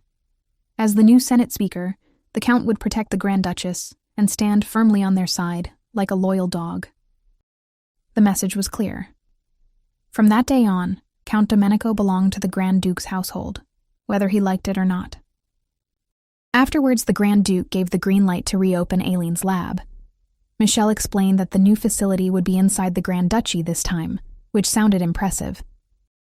The servants would handle most of the heavy equipment, but Aileen was gently reminded to pack the most important tools herself.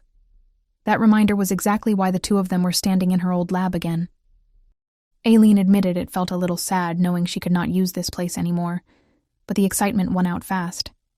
She was genuinely happy that she could finally return to her research.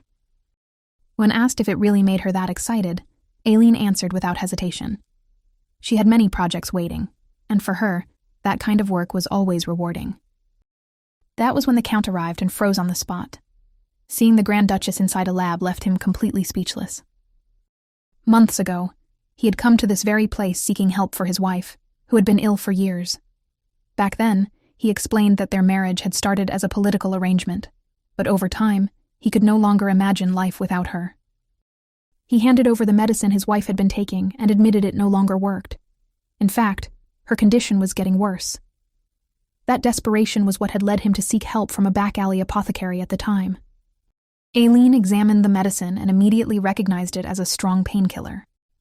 A patient needing that level of dosage meant both the patient and the caregiver had been suffering for a long time. She did not sugarcoat things. She told him she could not promise a full recovery, but she would do everything she could to ease his wife's pain. That was enough for him. He thanked her with tears, relieved that someone had finally helped him. Now, standing before the Grand Duchess, the Count failed to recognize her at all. He politely asked if she was also there to receive medicine or see the apothecary. Inside, Aileen felt a surge of panic. This man was the new Senate Speaker, and the idea of him realizing the Grand Duchess had once sold medicine in a shabby alley made her anxious, especially for her husband's sake. She hesitated, torn between fear and honesty. When the Count mentioned that he had been worried because the apothecary had suddenly disappeared and his wife's medicine supply was running low, Aileen finally spoke up. She assured him they had more than enough medicine prepared. Then, shyly, she introduced herself as the very person he had been looking for. The confusion on his face lingered until she put on her familiar thick glasses. The realization hit instantly. She asked if he had come to collect medicine, ready to prepare it right away. The Count quickly assured them that he had not come for that. He had come only to give thanks. The weight of his past misdeeds finally hit him, and he bowed deeply. That he had nearly caused harm to the very woman he considered his savior left him visibly shaken. Seeing Aileen nervously fumble with formalities, Michelle gently reminded her not to bend her knee so carelessly. While the two quietly sorted out etiquette, the Count remained lost in thought. The irony was not lost on him. He had almost committed something unforgivable against the very person who had given his wife peace. Now, ordered by the Grand Duke, he had a chance to repay that debt by serving the Grand Duchess faithfully. With a strange smile, the Count knelt and openly declared that being the Grand Duchess's loyal dog did not sound so bad. In fact, he thought it might even be enjoyable. Aileen tried to refuse, flustered, but Cesare appeared out of nowhere and casually asked if she preferred a puppy instead of an old dog. His timing was, as usual, terrible and perfect at the same time. He then walked past the still kneeling Count and, with a sweet voice, called Aileen his wife, asking if she had been waiting for her husband. Cesare made it very clear that he had no problem being openly affectionate with his wife, even with an audience.